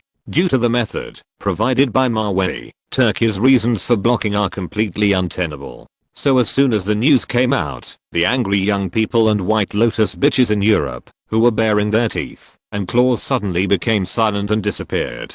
Knowing that this time, it is really unreasonable to detain the Variag aircraft carrier again. In other words, it is estimated that the EU will suffer again this time. 3 days later, the 8 tugboats of the Ukrainian Black Sea shipyard set sail again. This time, with the strong support of the Ukrainian and Russian governments, they are no longer afraid of encountering Turkey's atrocities. At 11 o'clock in the morning, 8 tugboats towed the Variag aircraft carrier and approached the Turkish waters. At this time, the Turkish Navy, which seemed to be well prepared, sent 3 Gaziantep-class frigates to stay on the route that the tugboats must pass. It seems that they want to use the force of the frigates as a threat to force the 8 Ukrainian tugboats to stop and return. The Gaziantep-class frigate is equipped with an 8-unit Mk-41 vertical launch system and 32 Sea Sparrow ESSM air defense missiles. Its combat power is not something that a tugboat can mess with. Before the 8 Ukrainian tugboats approached, a voice from the leading Turkish frigate suddenly came from the loudspeaker. "Ship ahead. Please stop immediately. You are approaching Turkish waters. If you move forward again, our army will take force against you. Repeat. Ship ahead. Please stop immediately. You are approaching Turkish waters. If you move forward again, our army will take force against you." After hearing the warning from the Turkish Navy, the 7 Ukrainian captains responsible for shipping the aircraft carrier turned their eyes to the old tugboat in the middle. In the cabin of the old tugboat, a Ukrainian old man in his 60s held a rectangular silver bottle in his hand. The bottle contained the whiskey he had just poured in the morning. The old man did not mean to stop sailing, but slowly opened the bottle and raised his head to drink a mouthful of strong liquor. The strong alcohol made him grin for a long time. But his firm eyes were not intimidated by the strong liquor or the Turkish Navy. He drove the tugboat unswervingly and headed straight towards the Turkish warship in front. Seeing the 8 Ukrainian tugboats heading towards them without hesitation, the Turkish Navy was obviously a little anxious. "Ship ahead.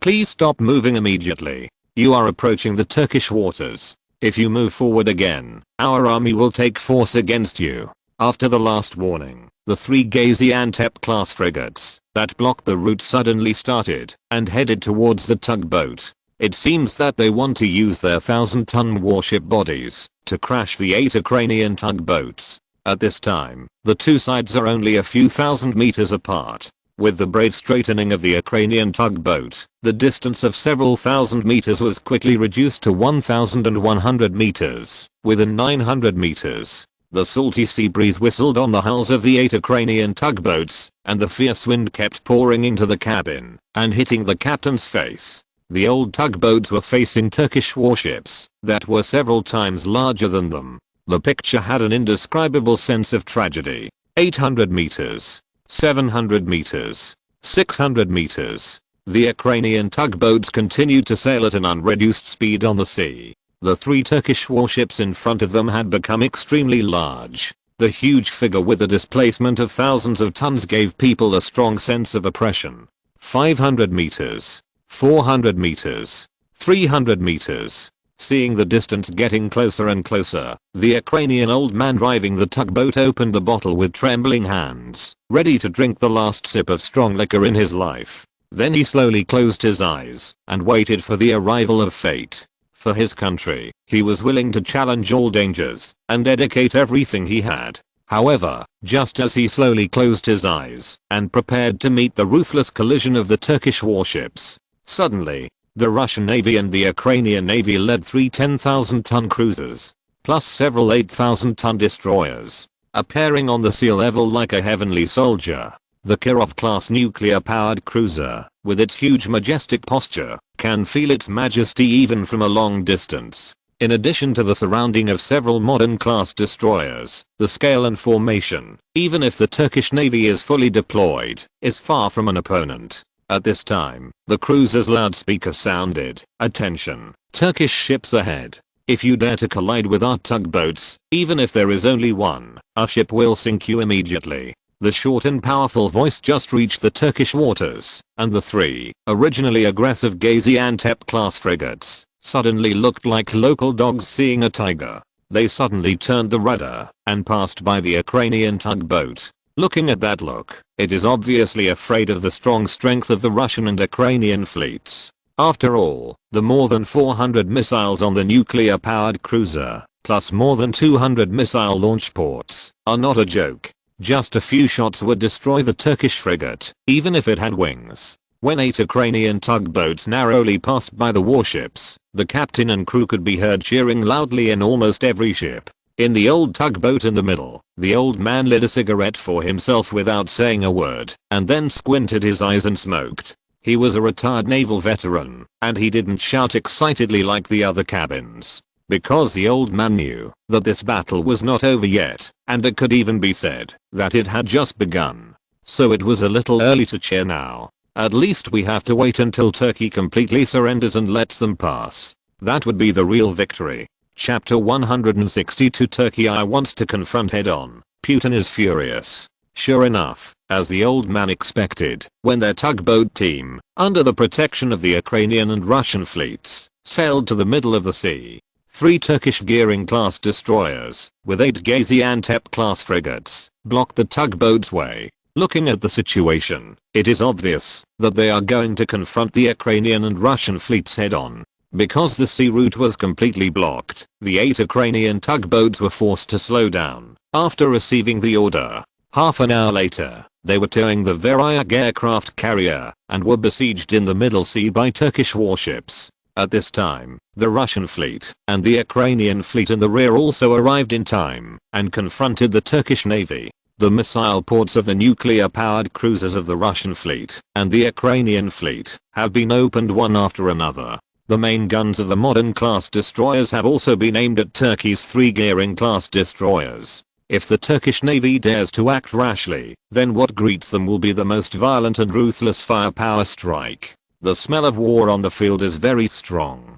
Turkey's 3 Gearing-class destroyers and 8 Gaziantep-class frigates are also ready for battle. They just don't want to let the 8 Ukrainian tugboats pass through their straits. A confrontation of this scale can be said to be on the verge of breaking out. No matter which side strikes first, the other side will never give up.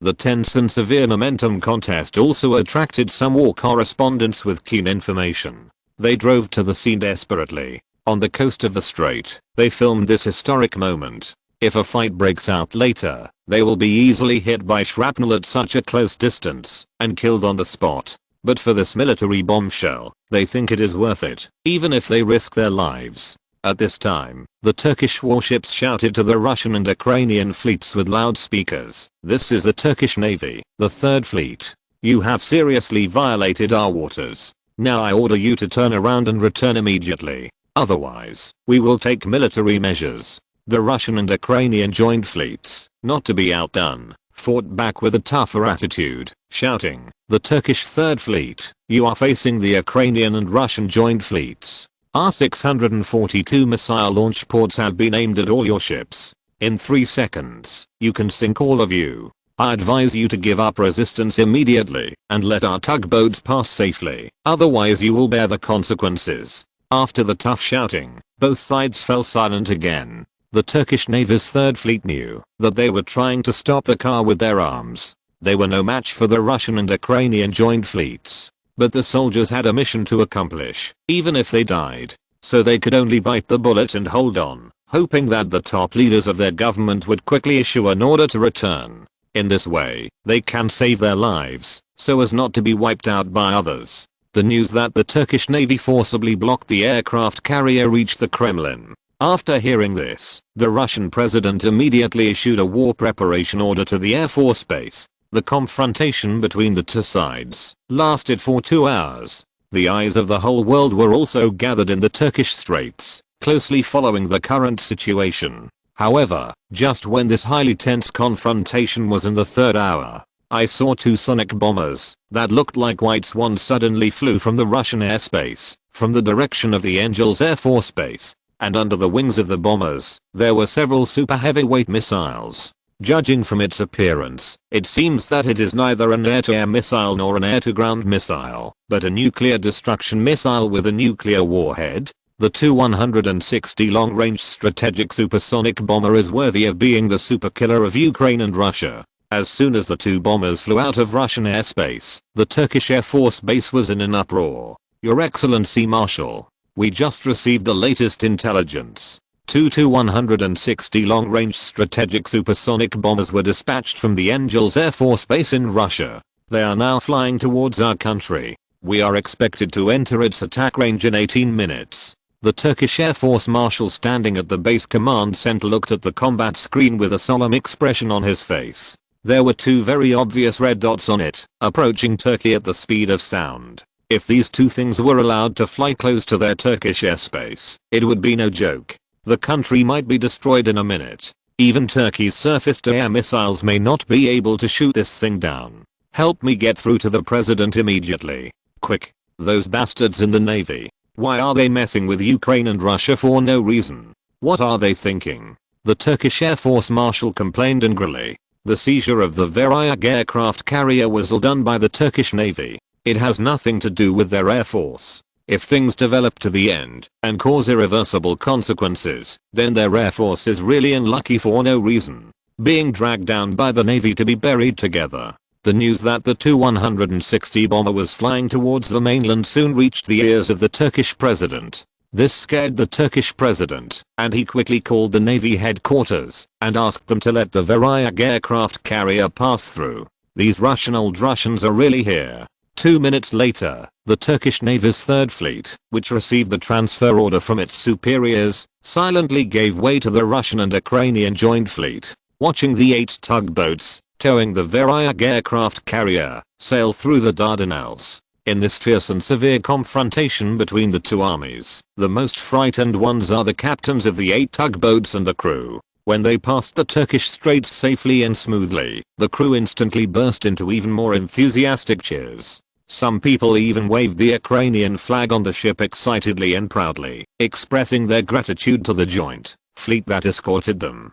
The captain of the tugboat in the center, the retired Ukrainian Marine, finally smiled and smoked a cigarette. He explained that in this battle, the Joint Fleet of Ukraine and Russia completely defeated the Turkish Navy, and that was without firing a single shell or missile. With the smooth passage of the Ukrainian tugboat, the war correspondents who stayed on the shore sent their first-hand information to the newspaper. This is a big international news. It will definitely sweep all major pages tomorrow. It has attracted widespread attention from the world. The next morning, the news and photos of the Joint Fleet of Ukraine and Russia successfully escorting the Varyak aircraft carrier across the Turkish Strait were clearly published on the headlines of the international editions of major newspapers. It caused quite a stir worldwide. If you're listening to this novel on a channel other than Fanfic World, it means they downloaded and uploaded it without effort. We cordially invite you to visit our channel, Mundo Fanfic Novelos. There you'll find the original version of this story and you can explore many other novels of various genres. We're waiting for you to immerse yourself in a world of incredible novels. Chapter 163, Fame spreads far and wide, shaking the world. Washington Post, yesterday at noon, the Joint Fleet of Ukraine and Russia had friction with the Turkish Third Fleet in the Turkish waters. The two sides confronted each other for 3 hours. According to incomplete statistics, Ukraine and Russia mobilized a total of 3 nuclear-powered cruisers and 8 modern-class destroyers this time. The Times of Britain, faced with the joint naval fleet of Ukraine and Russia, the Turkish Navy gave in. According to reliable sources, Russia also sent 2 Tu-160 strategic bombers, intending to invade Turkey as a threat, to force the Turkish government to submit. As all kinds of news came in, the reputation of the joint naval fleet of Ukraine and Russia also spread far and wide. It even spread to some remote small countries in Africa. For these news, the most excited people, in addition to the residents of Ukraine and Russia, it is a vast number of compatriots. Whether it is seeing news reports or seeing online news, almost without exception, they all feel excited about what Russia and Ukraine have done. I'm extremely grateful. Wow. Russia and Ukraine are really awesome. They sent 3 nuclear-powered cruisers and 8 modern-class destroyers, and scared the Turks so much that they dared not say a word.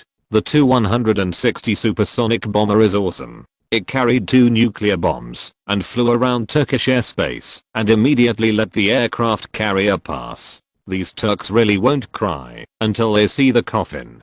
So, are we going to have our own aircraft carrier soon?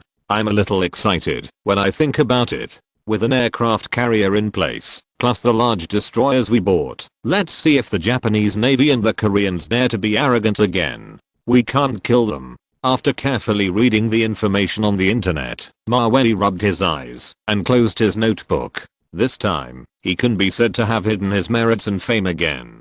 The problem that originally took a year and a half to solve in the previous life was successfully solved in just 5 days. This really made him, a white Russian with a Chinese soul, feel an indescribable sense of satisfaction, or mixed feelings. In addition to the successful resolution of the matter, the might of the joint navies of Ukraine and Russia also made some militarily weak countries in the world request to visit Russia and Ukraine. They intended to buy arms from them and expand their own military strength. Shortly after the conflict with Turkey ended, Yuan Leo, who had met Maweli once before, called him to thank him for his efforts. Maweli, thank you very much for your efforts for our country this time. I heard from Deputy Prime Minister Snorana that it was actually you who came up with this method. After receiving Yuan Leo's call, Maweli smiled slightly. Thank you, Yuan Leo, these are what I should do. After all, your navy helped us a lot at the beginning, and it is right to help each other.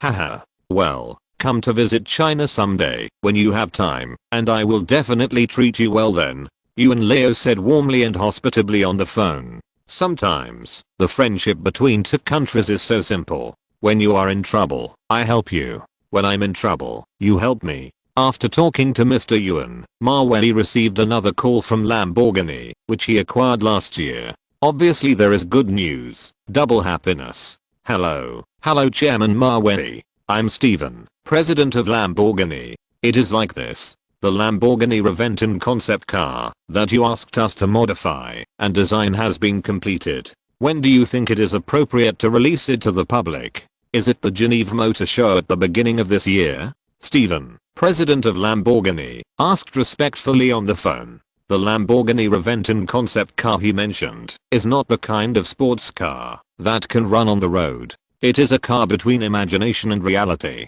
More importantly, it uses concepts to show people novel, unique, and advanced ideas, reflecting human dreams and pursuits for advanced cars. Maweli thought for a while after listening. Now European countries have hatred for him to the blood. Reventon, it is okay to go to the Geneva Motor Show. But when it comes to ordering, Maweli feels that this global limited edition sports car, he will never sell it to Europeans. Let's schedule the release next week. No need to wait for the Geneva Motor Show. As for the release location, it doesn't have to be arranged in Europe. Maweli said thoughtfully on the phone. Steven on the other end of the phone was confused. I don't know what's wrong with the chairman. The new car is neither released at the Geneva Motor Show nor in Europe. It's going to go to North America. Chairman Maweli, is it scheduled in North America? Steven asked in confusion. Not North America either. It's scheduled in Russia and China. Maweli said lightly. If the EU boycotts him, then he will also boycott the EU. Anyway, super sports cars like Reventon are not worried about sales at all. The unlucky ones are the European tycoons who can't buy cars. I remember in the previous life, all limited edition sports cars were often booked by wealthy people in Europe and North America before they were sold to the public, and it was not the turn of the domestic market. In this life, Maweli doesn't want to go down this old path again. If necessary, don't make him angry, otherwise the sports car models that appeared after 2001 in the previous life, for example, Aston Martin Vulcan, for example, LaFerrari, for example, Porsche 918 and so on. He can let Lamborghini create and design them. Anyway, it's nothing more than spending money. To car laboratories are not enough, then build 2 more. If 4 seats are not enough, then build 8 seats. Until all the roads that can be taken are exhausted. I believe that by that time, those sports car companies in Europe will be killed by him. Okay, Chairman Maweli, I know, I will arrange it now. Steven, the president of Lamborghini, although he did not understand Maweli's practices, but as a subordinate, he naturally would not stand up and refute at will. He could only follow orders. After the phone call with the president of Lamborghini, Maweli lay on the bed in his room like a salted fish. In the next room, there is a little tiger as big as a husky, and Winnie, a snow white polar bear. These two cute pets were raised by Maweli since childhood. But now, they have been ignoring Maweli in the past few days. They lie in the room, and don't get close to Maweli. Winnie, what are you two doing sneaking around? Chapter 164. Going to the beautiful Prime Minister's house. Winnie, what are you two doing sneaking around? Maweli walked out of the room, wanting to see what the two big guys in the next room were doing all day. When the door opened, Maweli suddenly found that Winnie, little Tigger and the others were standing motionless beside a pink pet bed. On the bed, there was a little lion sleeping quietly. It was Sinbui, the New Year gift that Maweli's friend gave him a few days ago. A 1-month-old lioness. He was busy these 2 days, and forgot about it for a while. Master, since Sinbui came to the house, Winnie and the others have been standing by her all day, not going anywhere. They are not naughty anymore. The maid was taking care of Maweli's little pet in the room. In the past year, she has completely adapted to Maweli's personality and habits. Oh, yes, I almost forgot about the little lion. Maweli smiled and squatted down, and then like Winnie and little Tigger, she stood by the bed and watched the little lion Sinbui sleep. Maweli's heart almost melted at the cute appearance. The name Simba was changed from Simba, the Lion King. Facing the new members of the family, Maweli was very happy that Winnie and Tigger were so well behaved and not xenophobic. After all, with their current strength, they only need a slap to kill the little lion on the bed. 2 days later, Maweli received a call from the Prime Minister's office of Ukraine. To be precise, it was Deputy Prime Minister Snarana who called him. Hello, Maweli, are you free the next 2 weekends? I want to invite you to my home. I wonder if you are willing? As the relationship gradually became familiar, Snarana no longer had to call Maweli Mr. in such a strange way. Instead, she called him by his name directly. Okay, if you are free, Deputy Prime Minister Snarana, then the day after tomorrow. Maweli would not rashly call the Deputy Prime Minister by name. It is always right to be more polite. Okay, then the day after tomorrow. See you then. Snarana said happily on the phone. The day after tomorrow, her daughter Leosia will also be at home.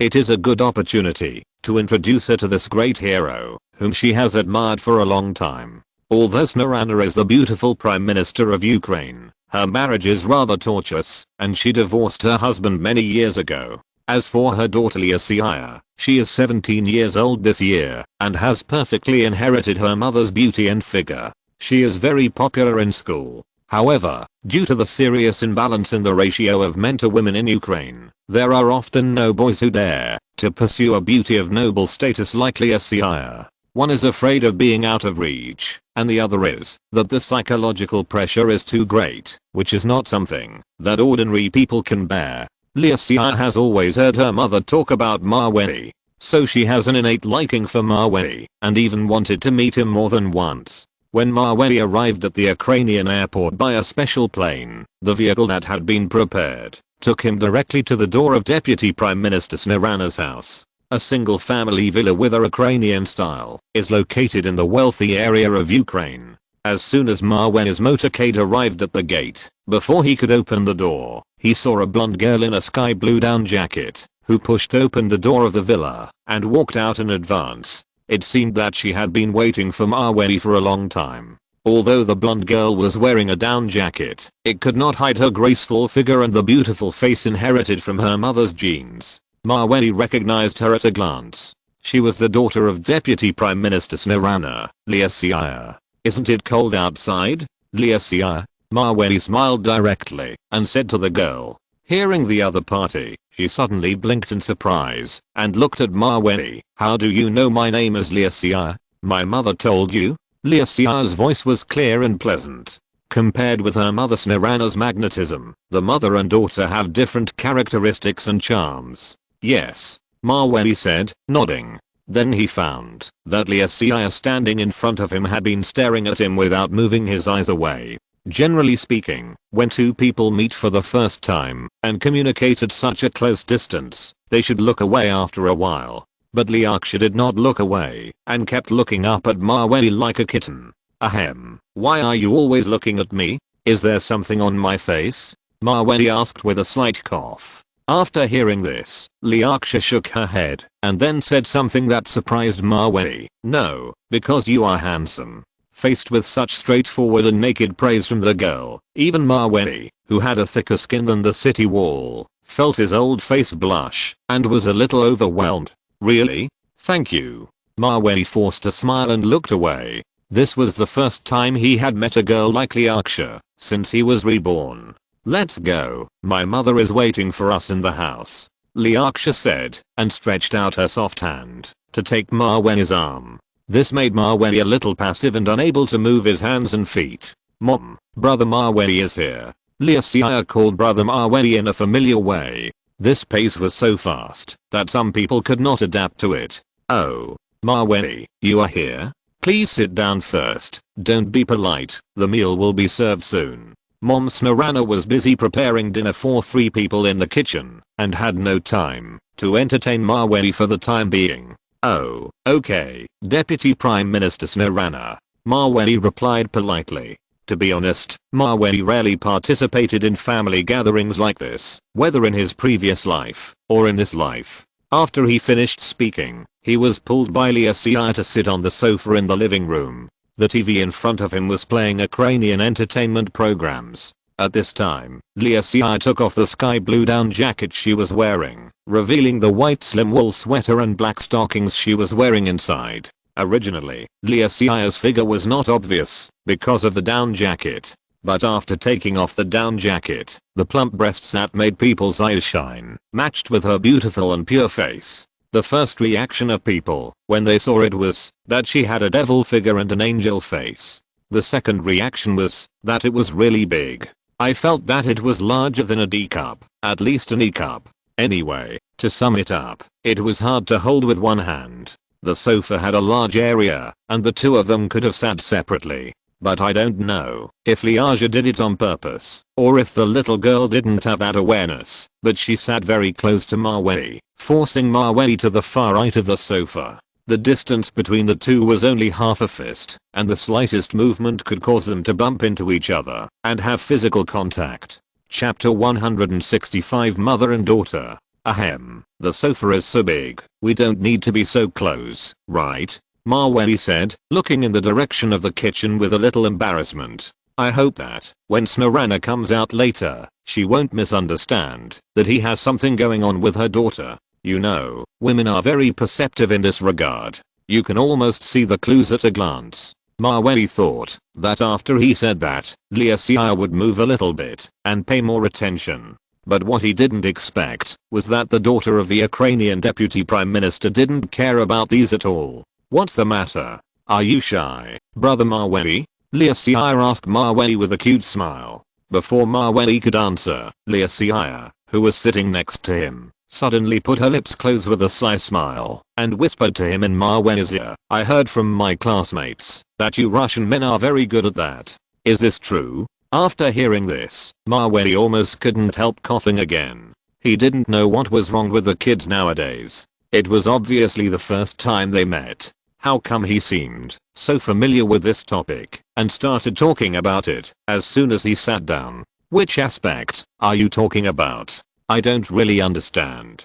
Facing Liaksha's straightforward approach, Maweli chose to feint and retreat. He tried to show that he was actually a serious person who didn't understand the mess. Liaksha squinted her eyes and glanced at Maweli. Obviously, she was suspicious of his answer and thought that Maweli was pretending not to know. So she smiled harmlessly, revealing her white teeth and dimples. I'm talking about fighting, Brother Maweli. I heard that you Russians have been fighting since childhood. Oh, you are talking about this. That's right. Maweli could feel that Liaksha was the kind of girl who was very smart. If she was given time to grow up and experience some things, she would probably become a little witch at the level of a femme fatale. However, things turned out to be just as he had expected. Just after Maweli finished answering, Liaksha, who was sitting next to him, suddenly leaned over and whispered to him, is fighting on the bed also very exciting? Liaksha said, deliberately blowing the soft warm air from her mouth into Maweli's ears. He was caught off guard and felt a little distracted, as if he was being teased. Maweli knew that he couldn't continue this topic. Children nowadays, even if they are only a few years apart, have huge cultural differences. If he continued to talk like this, he might get into trouble. This is the home of Ukrainian Deputy Prime Minister Snarana. What if she knew that he and her daughter had some unreasonable things going on? It would be difficult for him to behave in front of her in the future. At this time, Snarana, carrying delicious food, walked from the kitchen to the living room. Then she casually asked the two of them, "It's time to eat." Maweli, Lysia, what were you talking about just now? Maweli was just about to find a topic to prevaricate. But Lysia, who was sitting next to him, smiled and said, "Mom, I was just talking about fighting with my brother Maweli. I heard that Russian men are very good at fighting, since they were young." Lysia deliberately glanced at Maweli while talking. Sure enough, only women and villains are difficult to raise. Sometimes men know a little bit of propriety when doing things, but women do things completely differently from men. In short, once they get angry, they are more ruthless than men. Talking about fighting, what conclusions did you come to?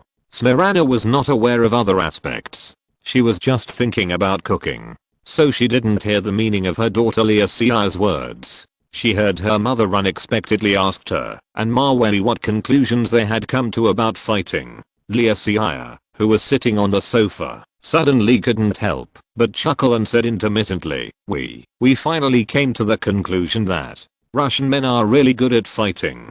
Lysia thought this was very funny and almost laughed until her stomach hurt. This made Maweli feel completely confused and didn't know what expression to use to deal with it. Obviously, when he met a four-dimensional girl like Lysia, he, who was reborn twice, felt very confused. Mother Snarana seemed to have long been accustomed to her daughter's laughter. She just glanced at her and indicated that there were guests at home, so she should stop laughing and come to eat quickly. "Don't laugh, you two, come and eat quickly. If you don't come, the dishes on the table will get cold." Snarana called Maweli and Lysia to come to eat. However, when Maweli sat down at the table in an orderly manner, he found that the little witch Lysia looked at him with a malicious look. Then she sat right in front of him. This made Maweli feel that Lysia seemed to have some tricks up her sleeves. Sure enough, Maweli, who had lived to live, had very accurate premonitions. Not long after he lowered his head to eat, he felt his legs suddenly touched by something soft. He saw from the corner of his eye that it was Lysia's little feet in black stockings, which quietly stretched out when her mother Snarana was not paying attention. At this time, Maweli was drinking soup. Unfortunately, he held back from spitting it out, otherwise he would have made a fool of himself. Ahem. What's wrong, Maweli? Is the seafood soup not to your taste? Snarana saw Maweli coughing, so she asked with concern. No, the seafood soup is delicious. Maweli wiped his mouth with a tissue. Then he saw from the corner of his eye that Lysia, who was sitting opposite him, was looking at him with a smile. Maweli pretended not to know and continued to drink the soup. Then, when Lysia stretched out her feet to tease him again, he suddenly clamped her ankles with his knees so that she could not pull them back. Oh. Now it was Lysia who was awful. She wanted to pull her ankles back, but she had no way. If she pulled too hard, her mother would find out. She could only bite her teeth and stand still with Maweli under the table. Soon, because she had been pulling too hard for too long, her face turned red. Lysia, why is your face so red? Is the heating too hot? Snarana asked her daughter with concern. No. Lysia hurriedly shook her head to deny it, hoping that her mother would not pay too much attention to her, so as not to find anything unusual. But at this moment, a call came from the Ukrainian government building. Deputy Prime Minister Snarana was asked to deal with some things quickly. Chapter 166 You Hurt Me, Revenge in Guangzhou Auto Show. After answering the phone, Snarana said to Maweli apologetically, I'm sorry, Maweli, there's something urgent that I need to deal with. How about you stay at home with Lysia and have dinner? If I can make it, I'll come back as soon as possible. Maweli heard the question, then loosened his knees a little and let Lysia go once. Deputy Prime Minister Snarana, don't worry about me too much. I'm fine. Okay, I'll go out first. Why don't you help me accompany Lysia first? If I come back late, Call me again.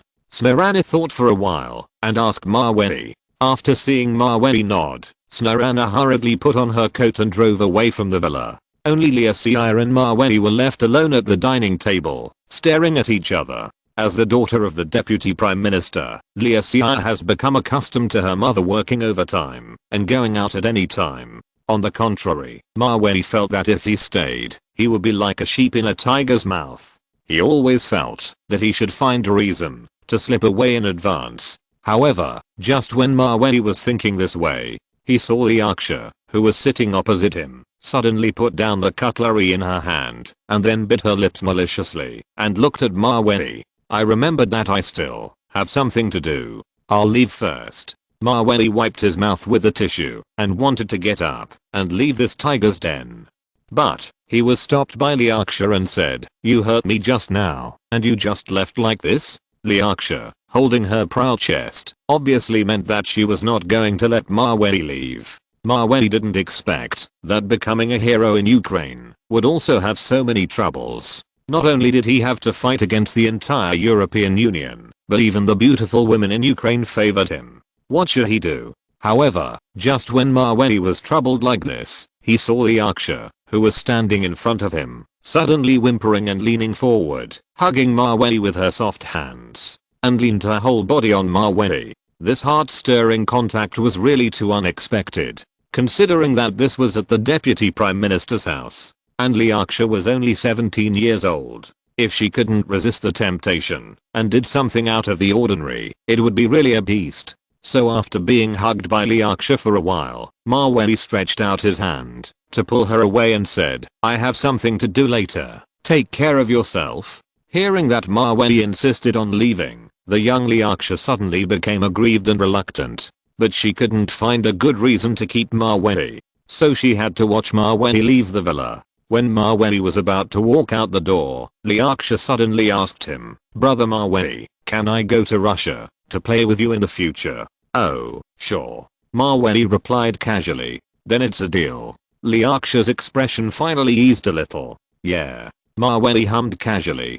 But he didn't expect that the words he casually agreed to tonight would become the future. After experiencing the dinner invitation from the Ukrainian Deputy Prime Minister's house, Maweli returned to the hotel and prepared for the Lamborghini Reventon concept car to enter the Chinese market.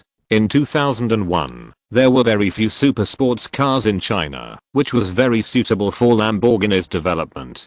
Some wealthy young men and rich second generations all went abroad to buy sports cars through connections. But their connections can only buy mass-produced sports cars such as Porsche 911 and Ferrari F355 at most. As for global, limited edition luxury cars such as Ferrari Enzo, there is almost no chance to buy them. When Maweli's Lamborghini company introduced the information and pictures of their Reventon concept car into China, and announced to the public that the car will be officially unveiled at the Guangzhou Auto Show on January 29, 2001, accepting domestic customers for reservations. Suddenly, many rich second generations in China, who have a strong love for super sports cars, took money and flew to Guangzhou. This is a once-in-a-lifetime opportunity for them. After all, the Bentleys, Porsches, and Ferraris they drive are actually old models abroad. The new replacement models have been launched in Europe 1 or 2 years earlier. Lamborghini's decision to exhibit this time can be said to have set a precedent in China. The sensation caused in the domestic wealthy circle is temporarily immeasurable. Only when the Guangzhou Auto Show comes, we will know how big it is. Time soon came to the day before January 29th. As the chairman of Lamborghini, Maweli also took a special plane and arrived at Guangzhou International Airport. This time, he kept a low profile and wanted to experience the fun of ordinary people visiting the car market. So he did not notify the local government or talk to the Russian consulate. He took a few bodyguards and stayed in a hotel near the auto show. The bodyguards were still in casual clothes to avoid attracting attention. Waiting for the Guangzhou Auto Show to start tomorrow, we will see how the Chinese people will react to this Lamborghini Reventon and whether the order effect is good. The next morning, when Maweli and his bodyguards passed the VIP channel of the auto show, they successfully entered the exhibition hall. He saw the cars on display in China during this period. What can he say about them? They are all retro. For example, Alto South Carolina 7080, Audi 100, Puget 505, Santana 2000, Xiaohanqi 70-20, etc. Not only are they simple in shape, but they are also sold at extremely high prices. Quotes are often over 70,000 yuan. Santana 2000 is sold for 200,000 yuan. Seeing this, Ma Wei didn't know what words to use to describe his mood at this time. Ma Wei, with his bodyguards, walked through the ordinary car showroom and then came to the luxury car showroom where the rich gathered. The appearance here is slightly brighter than before. Including the quality of the models next to the luxury cars, it is also more pleasing to the eye. For example, next to the 2001 Volvo 960, there stood a car model with good temperament, posing in various poses in front of the camera. This Volvo 960 luxury car sells for 700,000 yuan in China. As for the Mercedes-Benz S320 and Mercedes-Benz S600 in the next booth, they were sold for 1.02 million and 1.72 million RMB respectively. They are more expensive than the BMW 528i and BMW 740i, which are priced at 760,000 and 940,000 respectively. Ma Wei strolled past these European luxury car brands and then came to the Lamborghini booth in the center of the exhibition hall. At the 2001 domestic auto show, there were almost no international top sports cars, so the appearance of Lamborghini instantly made it the focus of the entire auto show. It attracted the attention of many media, reporters, and domestic wealthy people. As a result, Ma Wei, the chairman of Lamborghini, was blocked outside by the onlookers. This really made him a little bit amused. Chapter 167, Ma Wei's style. The domestic tycoons were shocked. Ma Wei stood in the outer circle and saw that on the sports car stand, in addition to the 3 Lamborghini Diablos, the 2 sports cars in the middle were covered with black cloth. It was obviously not time to uncover them yet. The Chinese people standing in the inner circle pointed at the stand and talked about it. The 2 cars in the middle should be the Lamborghini Reventon advertised in the information, right? This Lamborghini exhibitor is really good at playing mystery. At this time, they still cover the car to whet our appetite, a media reporter said to his companion while taking pictures. The rich second generation standing around the reporter tried to communicate with the car dealer and asked, "Miss, the car covered with black cloth should be the Reventon, right?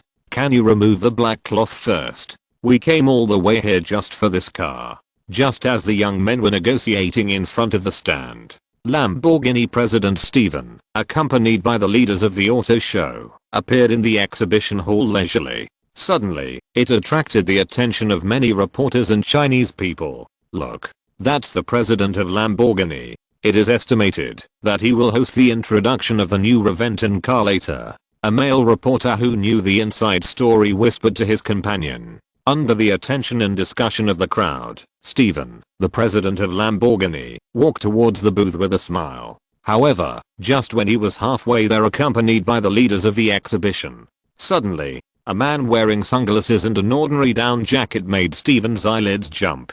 He almost missed a beat. Ma Wei Dan. He hurriedly stepped forward and walked towards Ma Wei in the crowd. He thought to himself, how did the chairman come here? But just after taking a few steps, Steven saw Ma Wei in casual clothes and waved to him calmly, indicated not to reveal his identity in public. After all, Ma Wei rarely wants to experience the feeling of not being noticed by everyone. It's a pity. Ma Wei's waving was still a little late. The action of the Lamborghini president walking towards him, coupled with the surprised expression on the president's face, made some people with good eyesight quickly see the clues.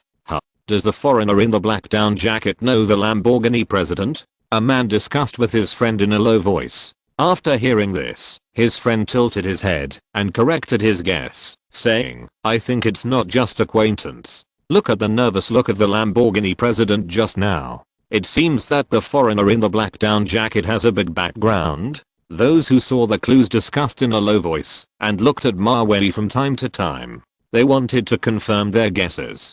Fortunately, not many people noticed this detail. Otherwise, Mawei would have to slip away in advance and would not be able to quietly enjoy the opening he prepared for everyone later. A moment later, Lamborghini President Steven, trying to pretend that he didn't know his boss, passed by Mawei. Then he walked into the booth and came to the two cars in the center, prepared to unveil the black cloth on the spot and announce the surprise that the chairman prepared for Chinese car enthusiasts. At this time, Steven also deliberately looked in the direction of Mawei, and then he smiled and unveiled the black velvet beside him, revealing the cool and domineering Lamborghini Cross-era sports cars on both sides, Lamborghini Reventon, and a super sports car that Chinese people have never seen and even foreigners have never seen.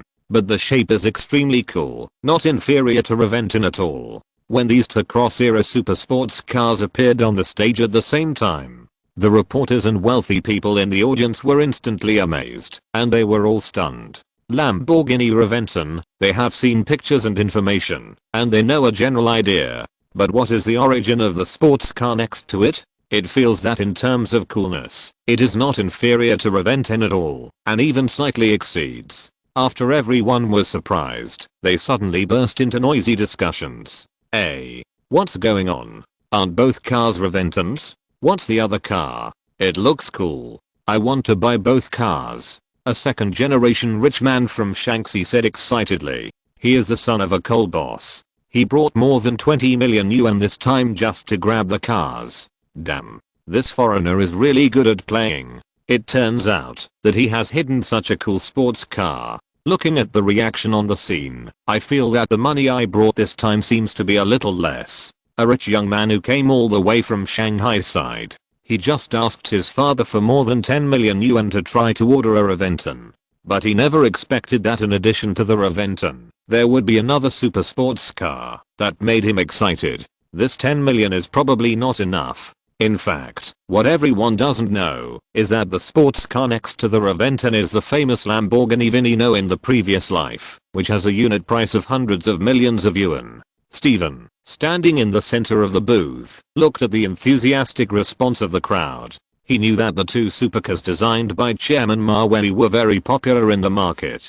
Looking at this level, there is no need to worry about sales. Just wait and see how many rich people will make reservations. It must be said that Steven has more and more respect for Chairman Mawei. Not only does he have the amazing inspiration of Lamborghini Reventon, and then, even the design inspiration of Lamborghini Veneno was found, which is enviable. It really makes the designers of Lamborghini very envious. Okay, I think everyone must be very curious, right? The sports car on my left is Lamborghini Reventon. These are introduced in the domestic promotional materials. And the cool sports car on the right, I think many people don't know the name, right? Steven held the microphone in his hand and spoke to everyone in English. There was a translator beside him to ensure that every Chinese present could understand. The name of this super sports car is Lamborghini Veneno. Like this Lamborghini Reventon, its design inspiration comes from our Lamborghini chairman, Mr. Mawei. Whether Mawei is present or not, Steven had already thought of this speech. What's more, what he said was all true. Even Lamborghini designers would recognize the chairman's contribution. The introduction soon came to the free question session.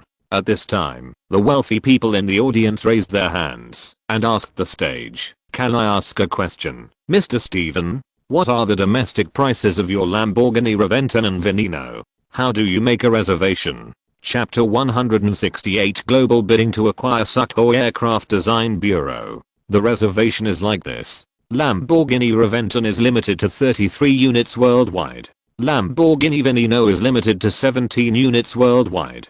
The reservation is in the form of global bidding, and only official bidding is accepted. To use an old Chinese saying, the highest bidder wins. The deadline is the end of next month. Steven restored the rules set by Mawei word for word. Of course, this so-called global limited sale does not include Europe. It is only open to China, Russia, Ukraine, North America and other regions, and even Antarctica and the Arctic are open, but there is no room for Europeans. As for the online bidding part, in order to prevent some people from deliberately making trouble and bidding too high, Mavey cooperated with Alibaba's Alipay platform so that participants need to deposit money into Alipay when bidding, and the money will be deducted first when the list is announced at the end of the month. If there is no winning bid, the bidding money will be refunded in full. This can also improve the level of Alipay. After all, not every online shopping platform can cooperate with Lamborghini. Fuck. Global online bidding? This operation is so smooth. Do you have to show off like this? The local tycoons who spent money to buy cars have not yet reacted, but some car sellers who were listening in immediately heard the trick. Online bidding can very well sell limited edition sports cars at high prices. It can also grasp the psychology of showing off wealth among Chinese people and even those rich people around the world. In China in 2001, some rich people were not short of money. What they lacked was top luxury cars that they could spend money on, not those common goods that can be bought with money. This principle can also be verified by analogy to the international community. Moreover, Mavey's two sports cars are very avant-garde in design. This cool appearance is very eye-catching in 2019. Not to mention in 2001. In summary, if the product is good, you are not afraid that no one will buy it, but you are afraid that you can't afford it. Lamborghini's operation not only showed off to European car companies.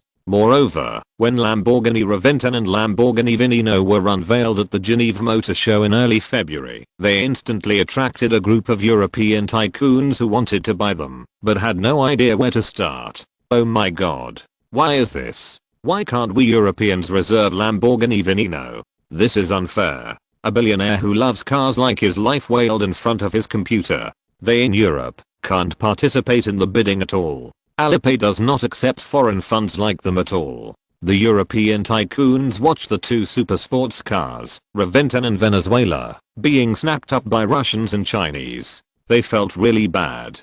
Back then, super sports cars were all synonymous with their European car dealers. Once the new car was launched, they, the Europeans, would definitely be the first to order it. But this time, the result was completely different. Even Indians and Malaysians could bid, but they, the proud Europeans, were not even qualified to bid. This is so aggrieved. Because of the unfair treatment they received, some European tycoons even took Mavey's Lamborghini to court.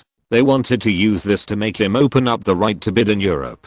But obviously, this reason is untenable in court. Lamborghini is completely free to sell to whomever he wants, and not to whom. Even if the European powers want to interfere in this matter, they can't find any way, unless they spend money, to let foreign nationals help them buy. This is the so-called agent purchase, forcing Europeans to have no choice but to find someone to buy a sports car for them. I'm afraid only the reborn Mavey dares to do it.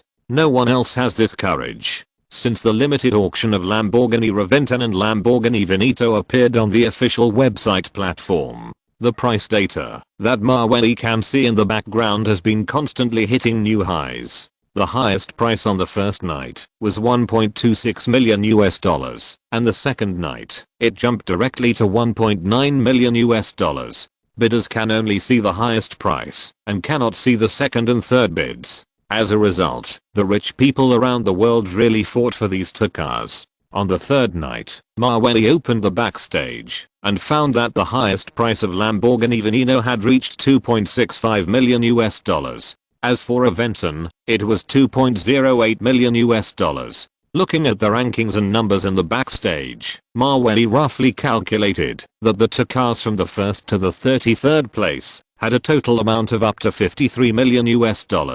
The key is that this is the third day of bidding, and there are still 24 days to go. I really don't know how much the highest price will sort by the deadline. In addition to the two Lamborghini supercars, Spider-Man 1 invested and filmed by Mavey is about to be completed.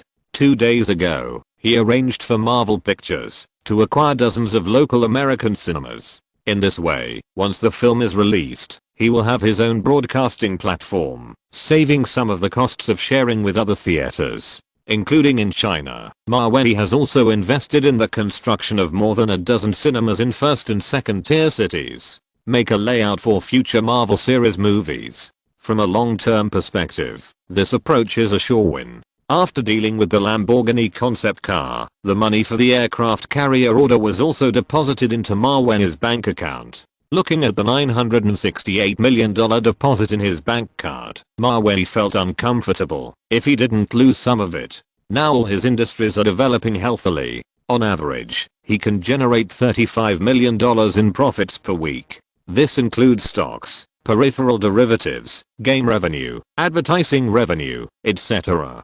Part of these profits will be used for the company's continued development, and part will be diverted into his bank account. It continuously provides him with funds. What should I invest in next? Aerospace and military industry? Mawey was sitting on the plane back to Russia when the joint fleet of Ukraine and Russia confronted the Turkish Navy. The Tu-160 strategic bomber made great achievements. If Mawey invested the money in this and let the design bureau develop a more powerful and high-performance supersonic bomber based on the Tu-160, would the situation be different then? When he thought of this, Mawey immediately called the highest authority in his Mikoyan family, Master Anatoly, through a satellite phone. "Hello, Master Anatoly, it's me, Mawey. I want to ask, how is the Sukhoi Design Bureau doing recently?" Mawey asked in a deep voice on the phone. The Sukhoi Design Bureau is a mortal enemy of the Mikoyan Design Bureau. The two are in a competitive relationship.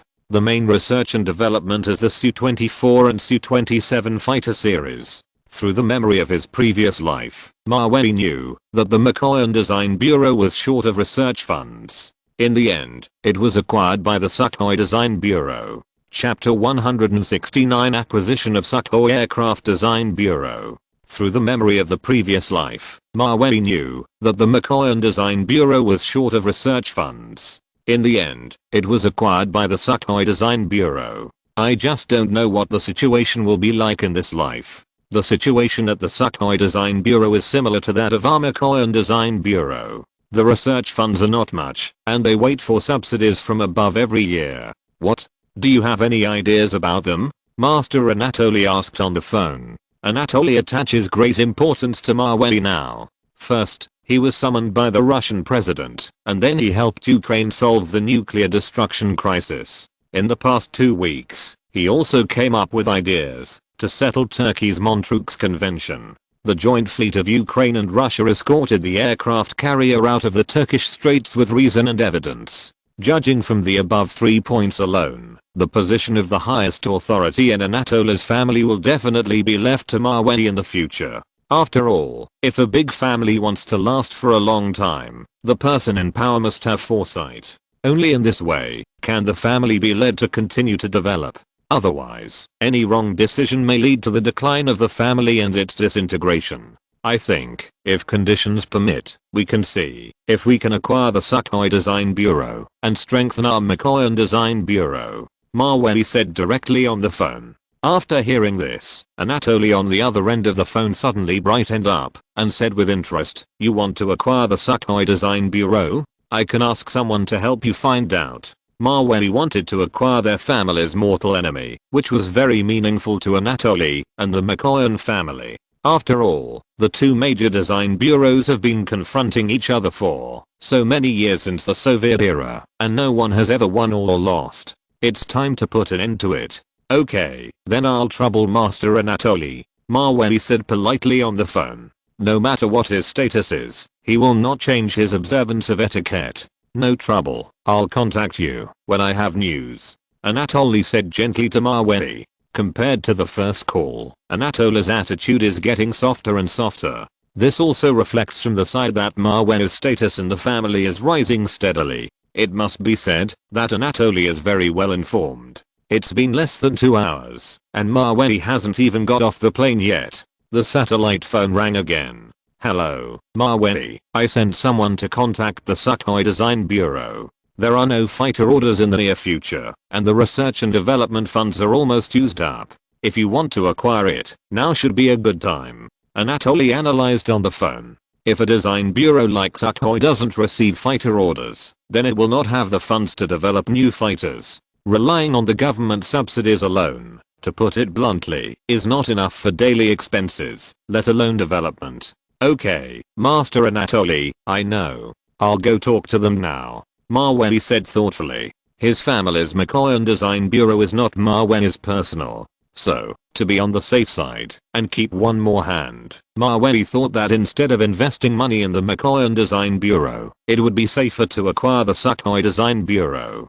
After all, if there is any family infighting or something like that, Mawey is young and his parents are not around. It is very likely that the money invested in the early stage will be embezzled by the relatives in the end. It would be a waste of time, and he was so depressed that he vomited blood on the spot. 3 days later in the afternoon, Mawey returned to Russia and took a special car to the Sukhoi Aircraft Experimental Design Bureau. The bureau was established in 1939 and is famous for designing fighters, passenger planes, and bombers. The first chief designer was Pavel Lopovich Sukhoi, and the current chief designer is Ivan Love. The Sukhoi Design Bureau has successfully developed interceptors such as the Su-9 and Su-15, fighter bombers such as the Su-7, Su-17, Su-24, Su-30, and Su-34, attack aircraft such as the Su-25. Fighters such as the Su-27, Su-30, Su-33, Su-35, and Su-37. When Mawey's motorcade stopped in front of the Sukhoi Design Bureau, a middle-aged man in a white coat and gold-rimmed glasses came out of the design bureau. This man is the current chief designer, Ivan Love. His position in the design bureau is one of the best, and many research and development matters on fighter jets must be approved by him. Before coming, Ivan Love also sent someone to inquire about Mawey's identity. He knew what contributions he had made to Russia in the past 6 months. To be honest, these things surprised Ivan Love. I didn't expect that Mawey, at such a young age, had such ability. It was really a young man to be feared. Although Ivan Love didn't like the people of the Mikoyan family very much, based on Mawey's achievements, he still put away his temper and greeted him, saying, "Hello, Mr. Mawey, welcome to our Sukhoi Design Bureau." "Hello, Mr. Ivan Love." Mawey had no prejudice or hostility. Everything was for layout and development. Seeing that Mawey was also quite polite, Ivan Love nodded slightly and took him to visit the design bureau. "Come with me, Mr. Mawey, I will take you to visit first. Our Sukhoi Design Bureau is different from your Mikoyan family in many places. In summary, we are more daring to be the first in the world." Ivan Love said this truth. Their Sukhoi design concept is to boldly adopt the latest scientific and technological achievements to design and put into production the world's best aircraft. Of course, the pursuit of advancement and perfection also means a considerable amount of failure and risk. As a result, many newly developed aircraft died halfway before they were put into production. Ivan Love said, and took Mawey to the fighter plane museum of their design bureau. Here, all the fighters, interceptors, bombers, and attack planes of the Sukhoi Design Bureau, since its establishment, are collected. Among them are the Su-34 and Su-35 that Mawey had seen at the Ukrainian Air Force Base, as well as the Su-7 and Su-11 old fighters that he had seen on the internet in his previous life. In addition to these successfully put into production models, during the visit, Mawey also found that there were many strange fighter planes in the exhibition hall that he had never seen before. Some of them have avant-garde shapes and feel like alien space fighters. Others have strange shapes, and it is difficult for people to feel that this is an airplane. Mr. Mawey, I think you must be confused. These strange fighter planes in front of you are all designed and developed by our designers of all generations. It's just that they have not been put into production. So they are collected in this museum. Ivan Love explained to Mawey. If you're listening to this novel on a channel other than Fanfic World, it means they downloaded and uploaded it without effort. We cordially invite you to visit our channel, Mundo Fanfic Novelos. There you'll find the original version of this story and you can explore many other novels of various genres. We're waiting for you to immerse yourself in a world of incredible novels. Chapter 170. The Sukhoi Design Bureau is forced into a corner. In other words, these strange planes in front of Mawey are all high-tech products that can fly. However, due to some reasons or defects, they cannot be put into production. They are hidden in the design bureau. No wonder many people say that they have seen UFOs and alien spaceships. Maybe the aircraft design bureaus of various countries were accidentally discovered by passers-by during the test flight of new models. That's why there are so many rumors. After visiting the design bureau, Ivanov took Mavey to the conference room to discuss the focus of this time, the acquisition of Sukhoi Design Bureau. Just like Anatoly told Mavey, the current situation of Sukhoi Design Bureau is that it is in a state of transition and is declining. Every day, it relies on government subsidies and tightens its belt to make a living. If you want to develop new fighters, you can't get the money at all. Mr. Mavey, I think I have introduced everything that should be introduced to you, and I have visited everything that should be visited.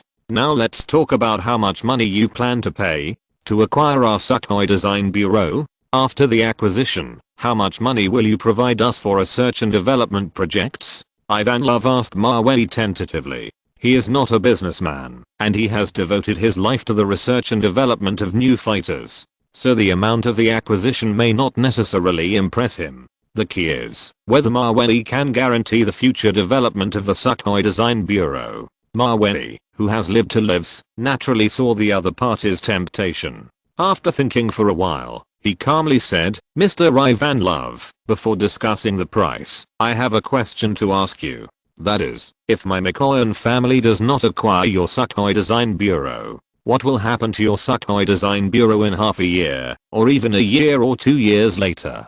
Mavey will not enter the rhythm of other people's conversations. He directly used a question to get Ivanov involved. Ivanov thought seriously about Mavey's words. That's right. If Mavey didn't acquire the Sukhoi Design Bureau, there would be almost no second suitable candidate in Russia who must have good relations with the government and have a certain prestige in the army. After half a year or a year, I'm afraid the Sukhoi Design Bureau will be even more decadent than it is now. Although what Mavey said was completely reasonable, as the person involved, Ivanov was still a little unconvinced. Then Mr. Mavey, from what you said just now, you think that my Sukhoi Design Bureau is powerless to turn things around. It is doomed to have no chance of turning things around. That's not what I meant, Mr. Ivanov. I just listed a few possibilities. You should know that my Mikoyan Design Bureau and your Design Bureau design different series of fighter jets. If customers come to buy, most of them will only buy one series.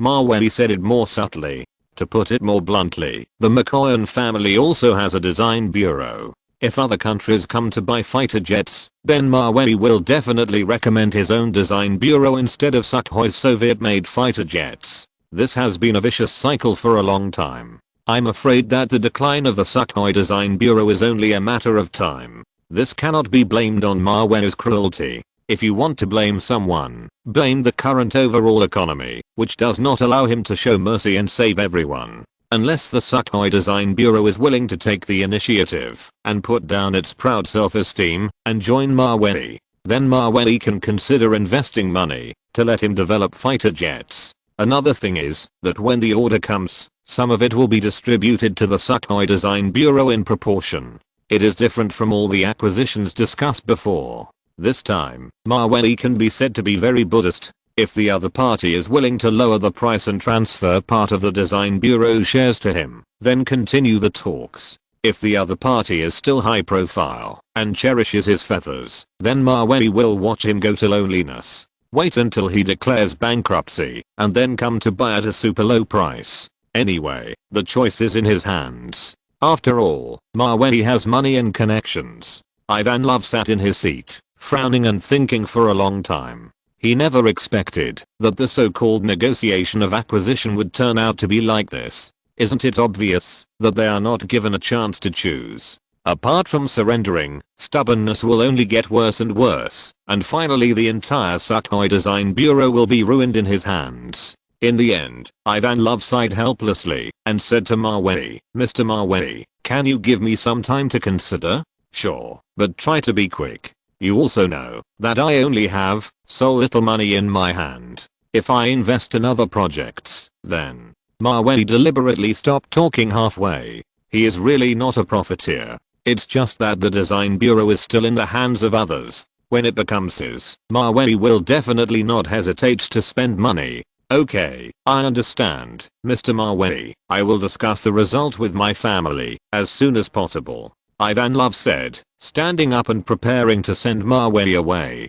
However, just as the two were about to leave the design bureau, Ivanov suddenly spoke up and asked Mavey, "By the way, Mr. Mavey, if our Sukhoi family is willing, then can you guarantee that our Sukhoi design bureau will return to glory?" After hearing the other party's question, Mavey knew that his next answer was very important. So he took a breath and then replied calmly, "You can rest assured about this, Mr. Ivanov. I dare to guarantee you on my personal reputation that everything will be fine." "Okay, thank you. Then, I understand, Mr. Mavey." With this reassurance from someone, Ivanov said, and took the initiative to stretch out his right hand and shook hands with Mavey. With the current situation of the design bureau, he had no good way to reverse it. So he was more willing to put this hope on Mavey, who had made many achievements. So, 2 weeks later, Ivanov called Mavey and said that the Sukhoi family wanted to meet him again.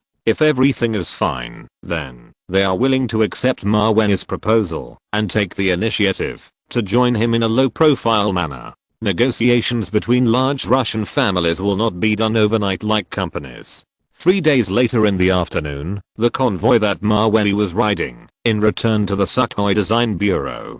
In addition to Ivanov, there was another Russian old man who was responsible for receiving him. This old man was Felix, the mortal enemy of Mavey's grandfather and the actual ruler of the Sukhoi family. He has been fighting with the Mikoyan family for most of his life, and now he finally shows signs of giving in. "Hello, Mr. Mavey, let me introduce you. This is Master Felix of our Sukhoi family. He has some questions he wants to confirm with you." Ivanov introduced Mavey. Chapter 171. "Hello, Mr. Felix. If you have any questions, please ask directly," Mavey said calmly. Felix, who was leaning on a cane, first looked at Mavey with an old look and then asked him in a hoarse voice, "Mr. Mavey, I have heard about your previous proposal from Ivanov. We have also seriously considered it. This is a good idea. I just want to know more. After we choose to cooperate with you, how much money will you invest in our Sukhoi Design Bureau?"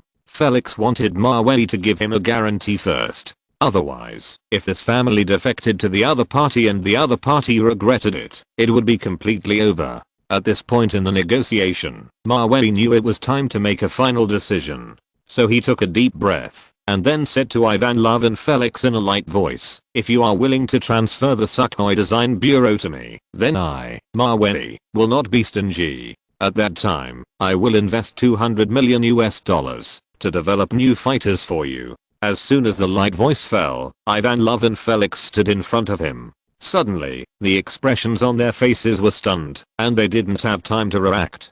$200 million. That's the economic subsidy for their design bureau for 3 years. I didn't expect the young man in front of him to be so light-hearted and just hit him directly. Even Felix, who was used to the storm, was stunned by Mavey's attitude. No wonder his Mikoyan family can run the aircraft design bureau better than them. If any family has such a wealthy monster, it would be strange if it can't rise strongly. "Mr. Mavey, $200 million. Are you sure you are serious?" Felix asked Mavey, trying to calm down. Mavey smiled after hearing this. "Of course I'm serious, Mr. Felix. And not only that, I also want you to develop the successor model of the Su-37, the Su-47, as soon as possible, including the design defects of its forward-swept wings. It must also be perfectly solved. The Su-47 fighter in the parallel world has not yet been finalized." Mavey remembered that in his previous life, the Su-47 Golden Eagle was unable to serve due to various reasons. But in this life, this is entirely possible. After all, the technology of the Su-47 Golden Eagle is really avant-garde and advanced, and its aerodynamic layout is very distinctive. It is not a conventional swept wing, but a forward swept wing. Coupled with stealth and super maneuverability, it basically reaches the technical standards of the 4.5 generation fighter. After listening to Mavey's clear answer, Felix, considering his current identity, should not lie and deceive himself, this old man. So in the end, it was decided to sell 65% of the family shares in the Sukhoi Design Bureau at a lower price in exchange for cooperation with Mavey. The reason why it is not 50% is that Felix also thought very clearly, and it is not tempting to Mawei. He could have invested the money in the Mikoyan Design Bureau. After all, according to his current momentum, it would only be a matter of time before he would control the Mikoyan family. After acquiring 65% of the shares, Mawei also transferred $200 million directly to the Sukhoi Design Bureau as agreed.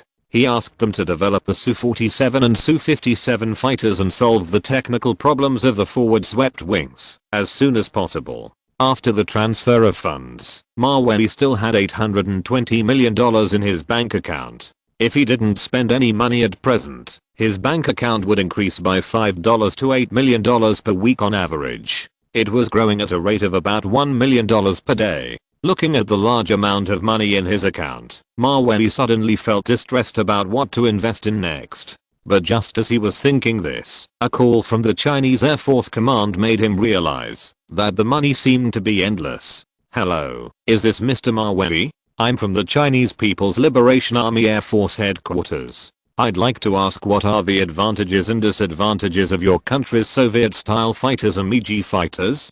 Can you send a detailed document to our mailbox? I'll take it to the higher-ups to have a look. The caller was a middle-aged officer. Chinese People's Liberation Army Air Force Headquarters? Mawei suddenly remembered, after receiving the call. 2 weeks ago, Mr. Yuan called him about the carrier-based aircraft of the Varyak aircraft carrier. They wanted to use Russian fighters. By the way, they also mentioned that the Air Force asked them for Mawei's contact information. The so-called carrier-based aircraft is the aircraft that takes off and lands on the aircraft carrier. The Varyak aircraft carrier can carry 46 to 50 aircraft. Among them, 26 fixed-wing aircraft and 24 helicopters. Carrier-based aircraft are under the control of the Navy, not the Air Force. However, if the Air Force wants to stop on an aircraft carrier, it is also possible, but this situation rarely happens. Oh, no problem, I'll send it to you later. Because it was a casual mention, Mawei almost forgot about it. Okay, then we'll wait for your news, the middle-aged officer said on the phone. The reason why the Chinese People's Liberation Army Air Force Headquarters has such consultations, a large part of the reason is that the joint fleet of Ukraine and Russia played a decisive role in the Air Force raid during the confrontation with the Turkish Navy.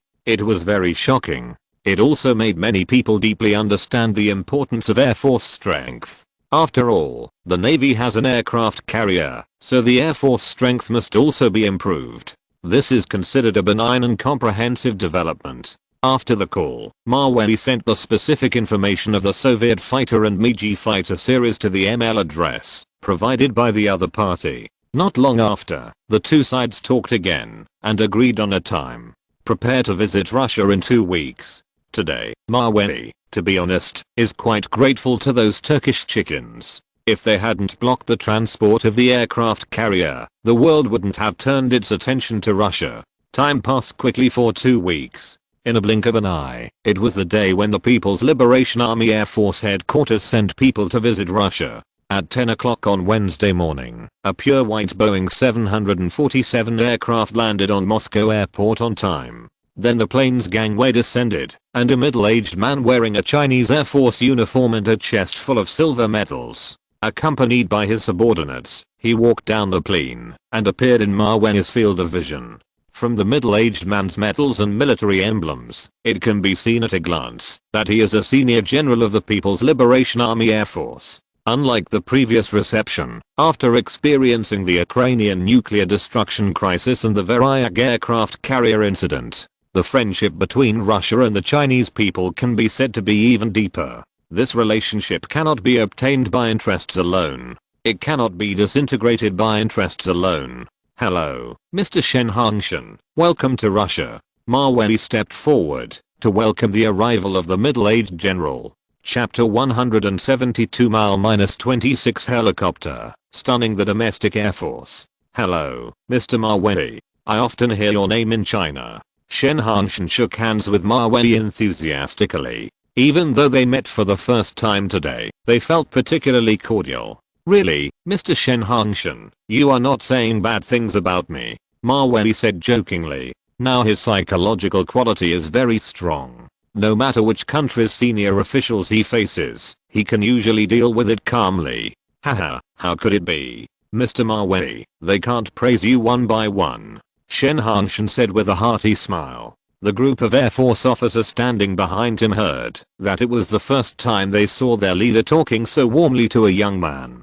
Before, they all had serious faces, as if others owed him money and didn't pay it back. Mawei can get such respect and treatment, all because of his strength and merits. It has nothing to do with his age. Mr. Shen Hanshan, due to the long journey, in order to welcome your army, I specially prepared a Mi-26 helicopter at the airport. This way we can save a lot of time on the road, Mawei said, motioning everyone to follow him to the helipad next to him. This time, the Chinese side came with more than 30 visiting generals. According to common logic, so many people, one helicopter must not be able to sit. After all, the number of people that an ordinary helicopter can carry is 6 to 7. At least 5 helicopters are needed to transport more than 30 people. But this logic is obviously not feasible in Russia. Because, at this time, the light grey helicopter parked on the helipad is more than 10 times the size of an ordinary helicopter. That scale will definitely make people impressed after seeing it. Even the Boeing 737 aircraft in front of it is like a little brother seeing his brother and is made very embarrassed. The B-26 helicopter is a Russian twin-engine multi-purpose transport helicopter. It is also the largest and heaviest helicopter still in service in the world today. NATO codename, Halo, translated as, Halo. Length is 40 meters. Boeing 737 length is 37.8 meters. Rotor diameter is 32 meters. Height is 8.14 meters. Maximum takeoff weight is 56 tons. Maximum flight speed is 295 kilometers per hour. Its superior performance can not only perform many military tasks, and it also has excellent performance in disaster relief and local support. After all, its nuclear carrying capacity can accommodate 80 fully armed soldiers, or 60 wounded lying on stretchers. It can be said to be a supergiant in the helicopter world. Seeing such a huge guy stopped in front of him, more than 30 Chinese Air Force officers, including Shen Hanshan, were almost all shocked by the picture and some were speechless. Recalling the military helicopters he had seen, the B-26 in front of him really made people unable to look away. At the same time, it also made the Chinese officers present deeply appreciate the strong strength of the Russian Air Force. Mr. Mawei, your country's Mi-26 helicopter is so spectacular. If conditions permit, I really want to introduce it to our Air Force. Shen Hanshan said with great admiration for the Mi-26. The cost of flying this huge monster for 2 hours can buy a nice car. It doesn't matter, Mr. Shen Hanshan, if your army likes it, I can send you 2 more helicopters like this. Mawei said without pressure. The B-26 helicopter is sold at a price of $9.2 million US. However, the construction cost is only $950,000 US. This is really a piece of cake for Mawei. After all, he can buy these helicopters at a lower price through his connections. It's just that you can give it to others, but you can't resell it and make a profit. Hearing that Mawei was so enthusiastic and generous and wanted to give the Air Force 2 Mi-26s, the group of Air Force officers standing in front of him looked at Mawei with a relaxed expression. I think this Russian youth is very friendly. But unfortunately, after thinking about it, the senior general Shen Hanshan politely declined Mawei's gift. After all, there is an old Chinese saying, no merit, no reward. For the image of the Air Force, and for basic etiquette, it is really embarrassing to take Mawei's gift for nothing. Mr. Mawei, thank you very much for your kindness. I appreciate it on behalf of our Air Force. But we just met, and I'm really embarrassed to accept such a heavy gift. Shen Hanshan said it quite frankly, just like he is a person, rarely beating around the bush. Hearing that the leader rejected Mawei's kindness, the group of Air Force officers standing behind him couldn't help but look at each other, and their expressions dimmed. From their eyes, it can be clearly felt that they wanted to say, 2 Mi-26 helicopters. Hey, boss. More than $18 million US.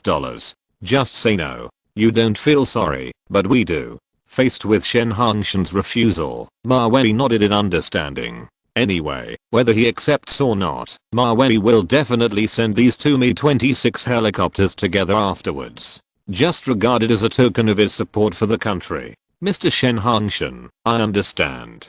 Let's get on the helicopter, Mawei said to the Chinese Air Force. It was his first time to ride a Mi-26 helicopter, so he didn't know how it felt. Okay, Mr. Mawei. Shen Hangshan nodded after hearing this. He and Mawei were sitting in the cockpit, which was the first class seat of the Mi-26. Generally, other helicopters do not have such seats and can only accommodate the captain and the co-pilot. When Mawei and Shen Hangshan entered the cockpit, they saw a long row of instruments and buttons designed on the aircraft console. The conspicuous helicopter steering wheel was slightly smaller than that of a car. Many metal levers and metal buttons of unknown function made Mawei a little dazzled. Hello, Mr. Mawei, please fasten your seat belts. We will set off soon. The captain signaled Mawei and Shen Hangshan to fasten their seat belts and earmuffs. A helicopter is not a private plane. It can change direction very flexibly. People riding on it often feel the gravity is increased, or they feel weightless temporarily, which is a bit like a revolving roller coaster in an amusement park.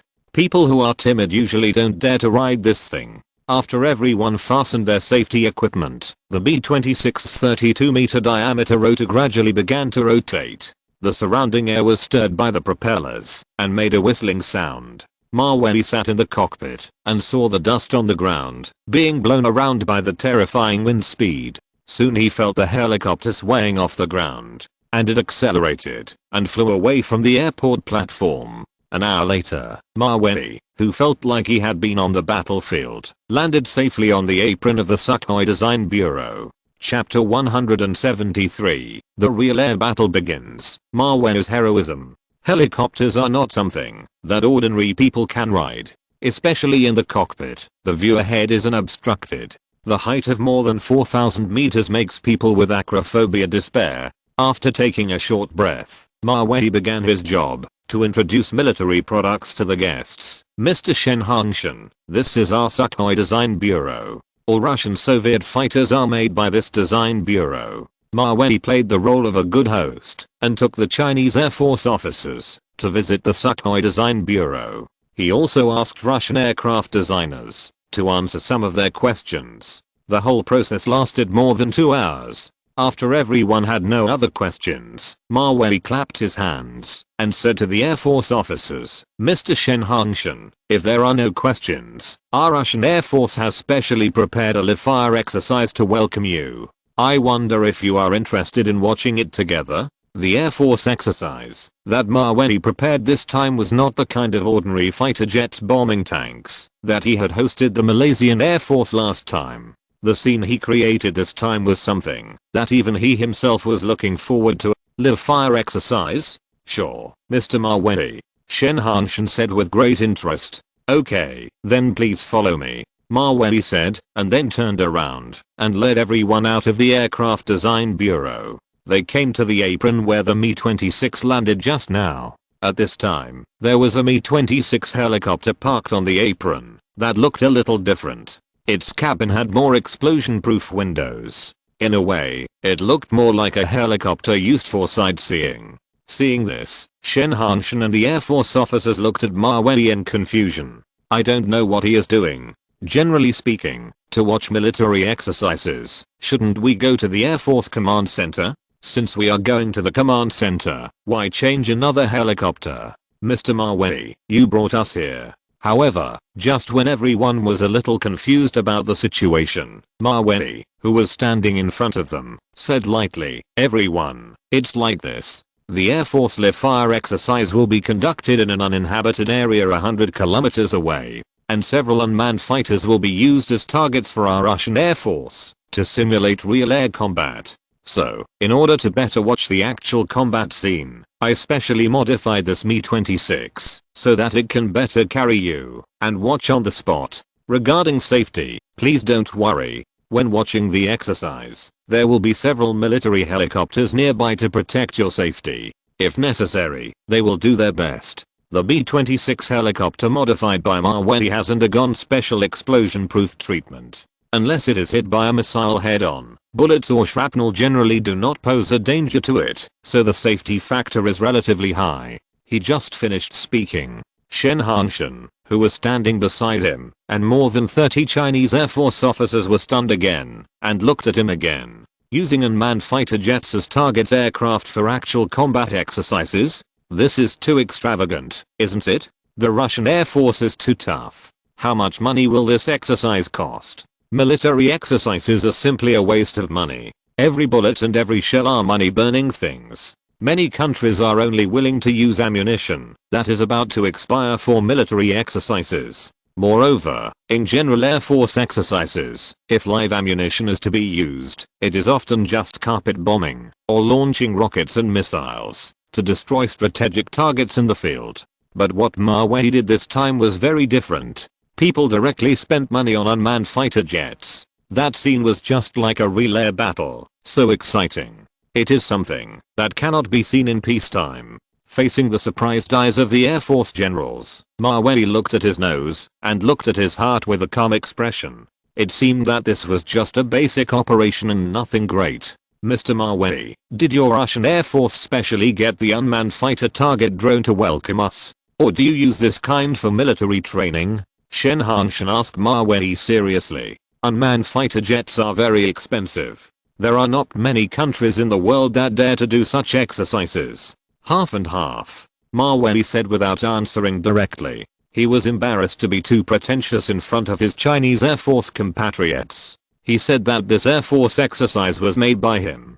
The money spent was not much, just tens of millions of US dollars. According to the external sales price of unmanned fighter jets, the price of one unit is 19 million US dollars. The actual cost of Mavey is 1.5 million US dollars per unit. He has shares in 2 major design bureaus, so it doesn't cost much. Hearing Mavey's answer so implicitly, Shen Hanshan did not ask any more questions. He just nodded to Mavey and then followed everyone into the Mi-26 cabin and came to the cockpit, waiting for the helicopter to take off. The modified Mi-26 helicopter has a much wider field of view. This made Mavey feel like he was watching an immersive special effects movie. He was very excited. 10 minutes later, the Mi-26 helicopter took off from the apron with a roar. Then it soared into the blue sky and soon carried everyone to an uninhabited mountain area 100 kilometers away. Watch the live-fire air battle that will be staged soon from a close distance. The sound of the helicopter propellers roared overhead. Mavey, Shen Hanshan and others waited in the cabin for about 15 minutes. 3 military green unmanned fighter jets flew over the mountains on their right.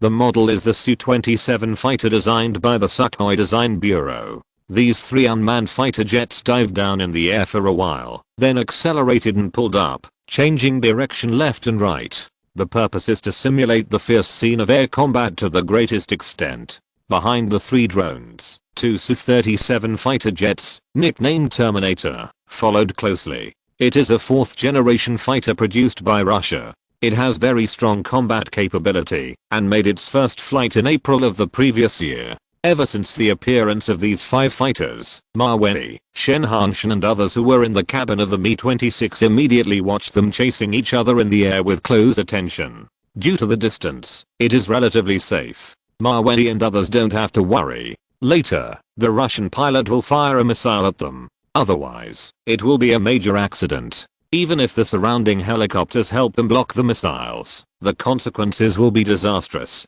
5 fighters chased from one end of the mountain to the other. Soon they will enter the exercise area and be allowed to open fire. Time passed by minute, and after about half a minute, Mavey saw the 3 unmanned fighters flying in front of him, and they stretched and flew higher in the sky.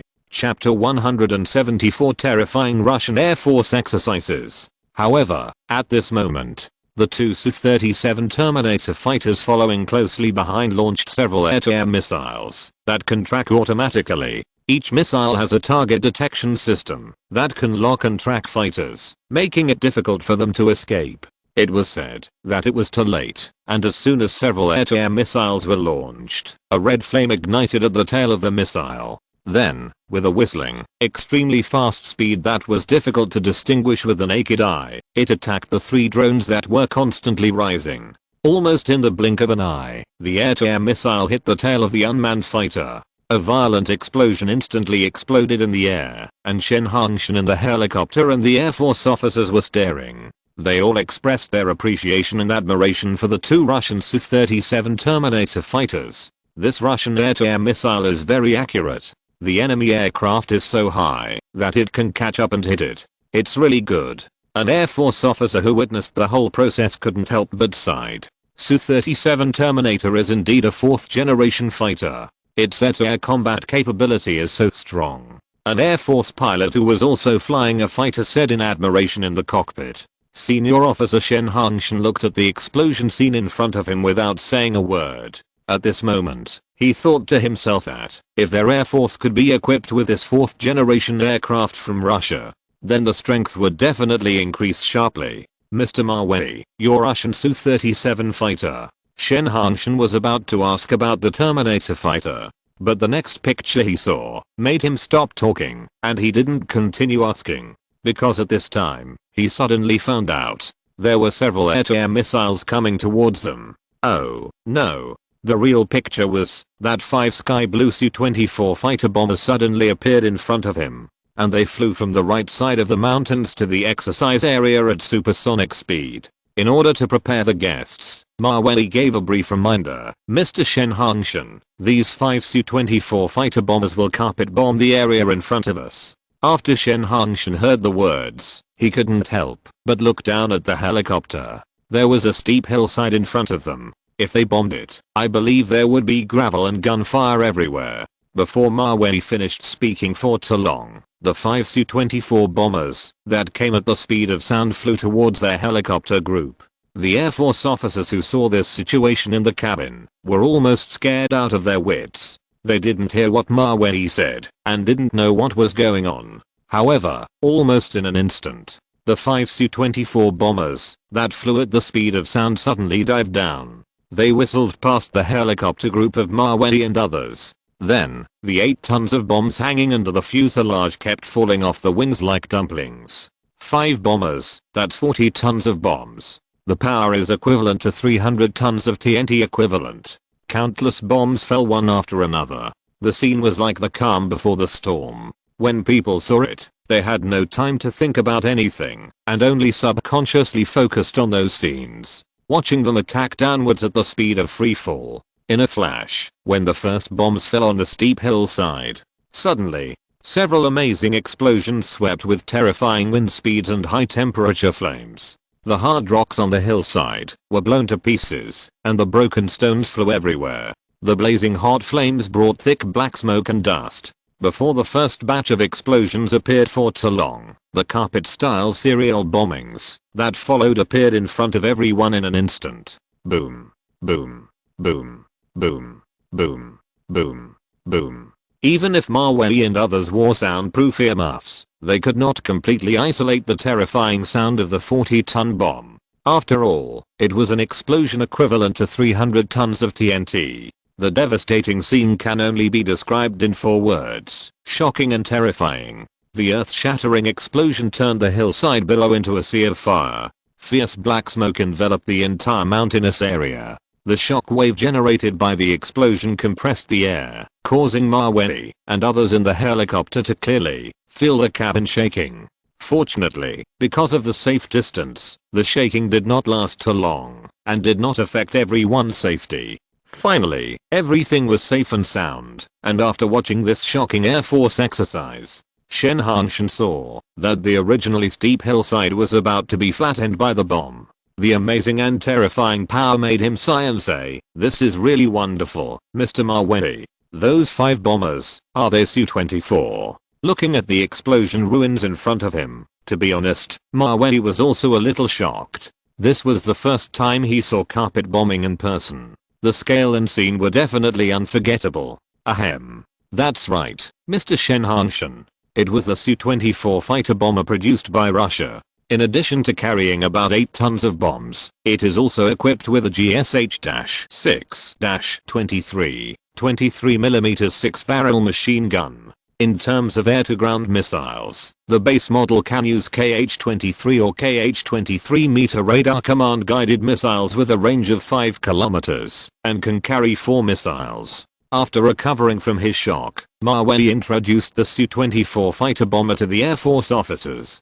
Compared with the official data, nothing can be more direct and profound than seeing the power of the fighter on the spot. Whether it was the previous fighter chase, the air-to-air missile hitting the target, or the carpet bombing just now, all made Shen Hangshan and his Air Force subordinates deeply feel the strength of the Russian Air Force. After watching the wonderful Air Force exercise, Mawei took everyone to visit the Russian Air Force Command. In the evening, the Air Force officers were entertained with a sumptuous dinner. This hospitality lasted for 3 whole days, and they almost made people fat. Before leaving, the Chinese Air Force expressed sincere gratitude to Mawei and thanked him very much for his hospitality. Mr. Mawei, if you have the opportunity to visit China in the future, please notify us in time. Shen Hangshan held Mawei's right hand and said enthusiastically, "Okay, Mr. Shen Hangshan, I will definitely do it." Mawei in this life is really doing well. Sometimes when he wakes up in the morning, he will doubt whether these are dreams. But obviously rebirth is real, and dreams cannot be so clear. After thoroughly receiving the Chinese Air Force, Mawei gave them time to go back and consider matters related to the Soviet fighter planes. This kind of thing cannot be decided by one person, and a certain process needs to be followed. At the airport, after seeing off his compatriots from China, Mawei can stay at home like a salted fish, stroking bears and tigers, and taking care of the little lion, Zinbei, who is more than 1 month old. Chapter 175 Spider-Man 1 is released. Liaja comes to Russia. After being idle at home for a while, Mawei turned on the computer and prepared to check the internet to see how much people were looking forward to the upcoming Spider-Man 1. It must be said that Mawei, who is well versed in the essence of publicity, did a great job in the preparation work before the release of the movie. The online expectation for this movie is 9.0 points. Just waiting for it to be released simultaneously around the world next Tuesday. It's finally coming. I'm so looking forward to it. I'm going to stay up all night with my friends to watch the premiere. The promotional video of Spider-Man 1 is very exciting. It seems that the plot and special effects are also very good. It should be worth the price of the movie ticket. Mawei looked at the comments online and found that many Marvel fans were extremely looking forward to this movie. Many people are ready to stay up all night to watch the premiere in the early morning. As an investor of the film, Mawei had seen it in his previous life and was familiar with the plot. After all, he asked someone to write the script for this life. It's just that next Tuesday and Wednesday, he will start to pay attention to the global box office performance of Spider-Man 1. After all, the quality of this movie directly affects the stock price of Marvel Comics and the sales of peripheral products. To sum it up simply, only success is allowed, not failure. However, just when Mawei was idle at home, reading the comments of netizens, an unexpected call came from Ukraine. "Hello, brother Mawei? Are you free next Tuesday? I'll come to Russia to visit you. I heard that Spider-Man 1 is about to be released." The call was from Liasia, the daughter of the beautiful Ukrainian deputy prime minister. Mawei thought that the words he heard at her house were just talk, but he didn't expect Liasia to really come to Russia to find him. Is this the rhythm of not letting him go? "I don't think I'm free next Tuesday," Mawei said with a feint. But Liasia on the other end of the phone immediately exposed him in a tender voice. "Brother Mawei, you are lying. My mother said that you just received guests from China and you should have nothing to do in the short term. Dealing with the daughter of the deputy prime minister of Ukraine is different from dealing with ordinary people. Mawei's whereabouts are all known. Then come." Mawei simply broke the jar and said, "The beautiful lady came all the way from Ukraine to visit him, but she refused. If it were someone else, they would have happily agreed. They really don't know how lucky they are." "That's great. See you then," Liaksha said happily on the phone. "Last time when I was at home, Mawei slipped away.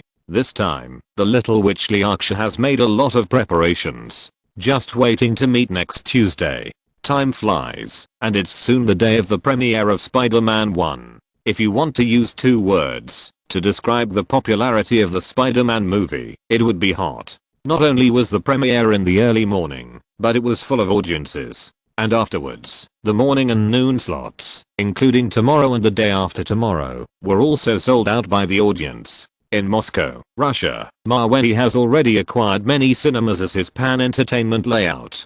So no matter how others grab tickets, he will definitely have no problem booking the entire theater. At 1:10 p.m., the little witch Lysia, accompanied by a Ukrainian female bodyguard, took a special plane and landed safely at Moscow International Airport. As a Russian landlord, Mavey always had to pick her up at the airport. Otherwise, what if the little girl said bad things about him in front of Deputy Prime Minister Snorana? That would be bad. Brother Mavey. Lysia just got off the plane and trotted all the way to Mavey. The turbulence swaying back and forth really made Mavey dare not look directly at it, for fear of being regarded as a pervert. However, just when he slightly shifted his gaze, who knew that Lysia, who was trotting all the way, happily came forward and hugged him. The irresistible physical contact made Mavey feel the unusual turbulence, even if he didn't look. Today, Lysia deliberately wore a black pleated short skirt with black stockings. The upper body is a light green slim sweater and a white down jacket. It can be seen that Ukrainian girls are really not afraid of the cold. The weather hasn't even warmed up yet, but she's already put on her skirt. Is this the legendary beauty that freezes people? Ahem. Don't cuddle in public. Pay attention to your image. You're the daughter of the Deputy Prime Minister of Ukraine. Mavey reached out and pushed Lysia away. But who would have thought that before he could even put in any effort, the little girl in his arms put her face against his chest and said, "No." This level of clinginess is almost catching up with Winnie, the polar bear in Mavey's home. If you don't want to, then I won't take you to the movies. I'll send a plane to take you back now. After all, Mavey has lived to live, so he still has some ways to deal with the little girl. When she heard that she was going to be sent back, Lysia immediately let go of Mavey obediently, and even secretly, resentfully glanced at him. Brother Mavey, I flew so far to see you, and you treat me like this. Lysia looked at Mavey with resentful eyes. Seeing her realistic expression, Mavey almost believed it. Okay, stop acting. If you continue to act, you can be the heroine of Spider-Man 2. Considering how good the little girl was last time, Mavey exposed her mercilessly. Seeing that her acting skills were exposed, the little witch Lysia hugged her arms in front of her chest and happily and snorted, HMPH. I'm still an underage girl, and you bully me like this. Woo woo woo. The four-dimensional Ukrainian girl is really hard to resist. Not only does she have the beauty of a comic heroine, but her devilish figure also looks like she came out of a comic, making many women feel inferior and cry. Okay, get in the car. I won't bully you anymore. Mavey said, asking the bodyguard to open the door of the Mercedes-Benz armored car, and then took Lysia into the car. However, when the car started and sent the two to the private cinema, unexpectedly, Lysia, who entered the cinema, suddenly leaned over to Mavey and said, "Brother Mavey, let me tell you a secret. Actually, I have become an adult 2 weeks ago." Mavey looked at the peach-like Ukrainian girl in front of him and had no idea what she was thinking about all day.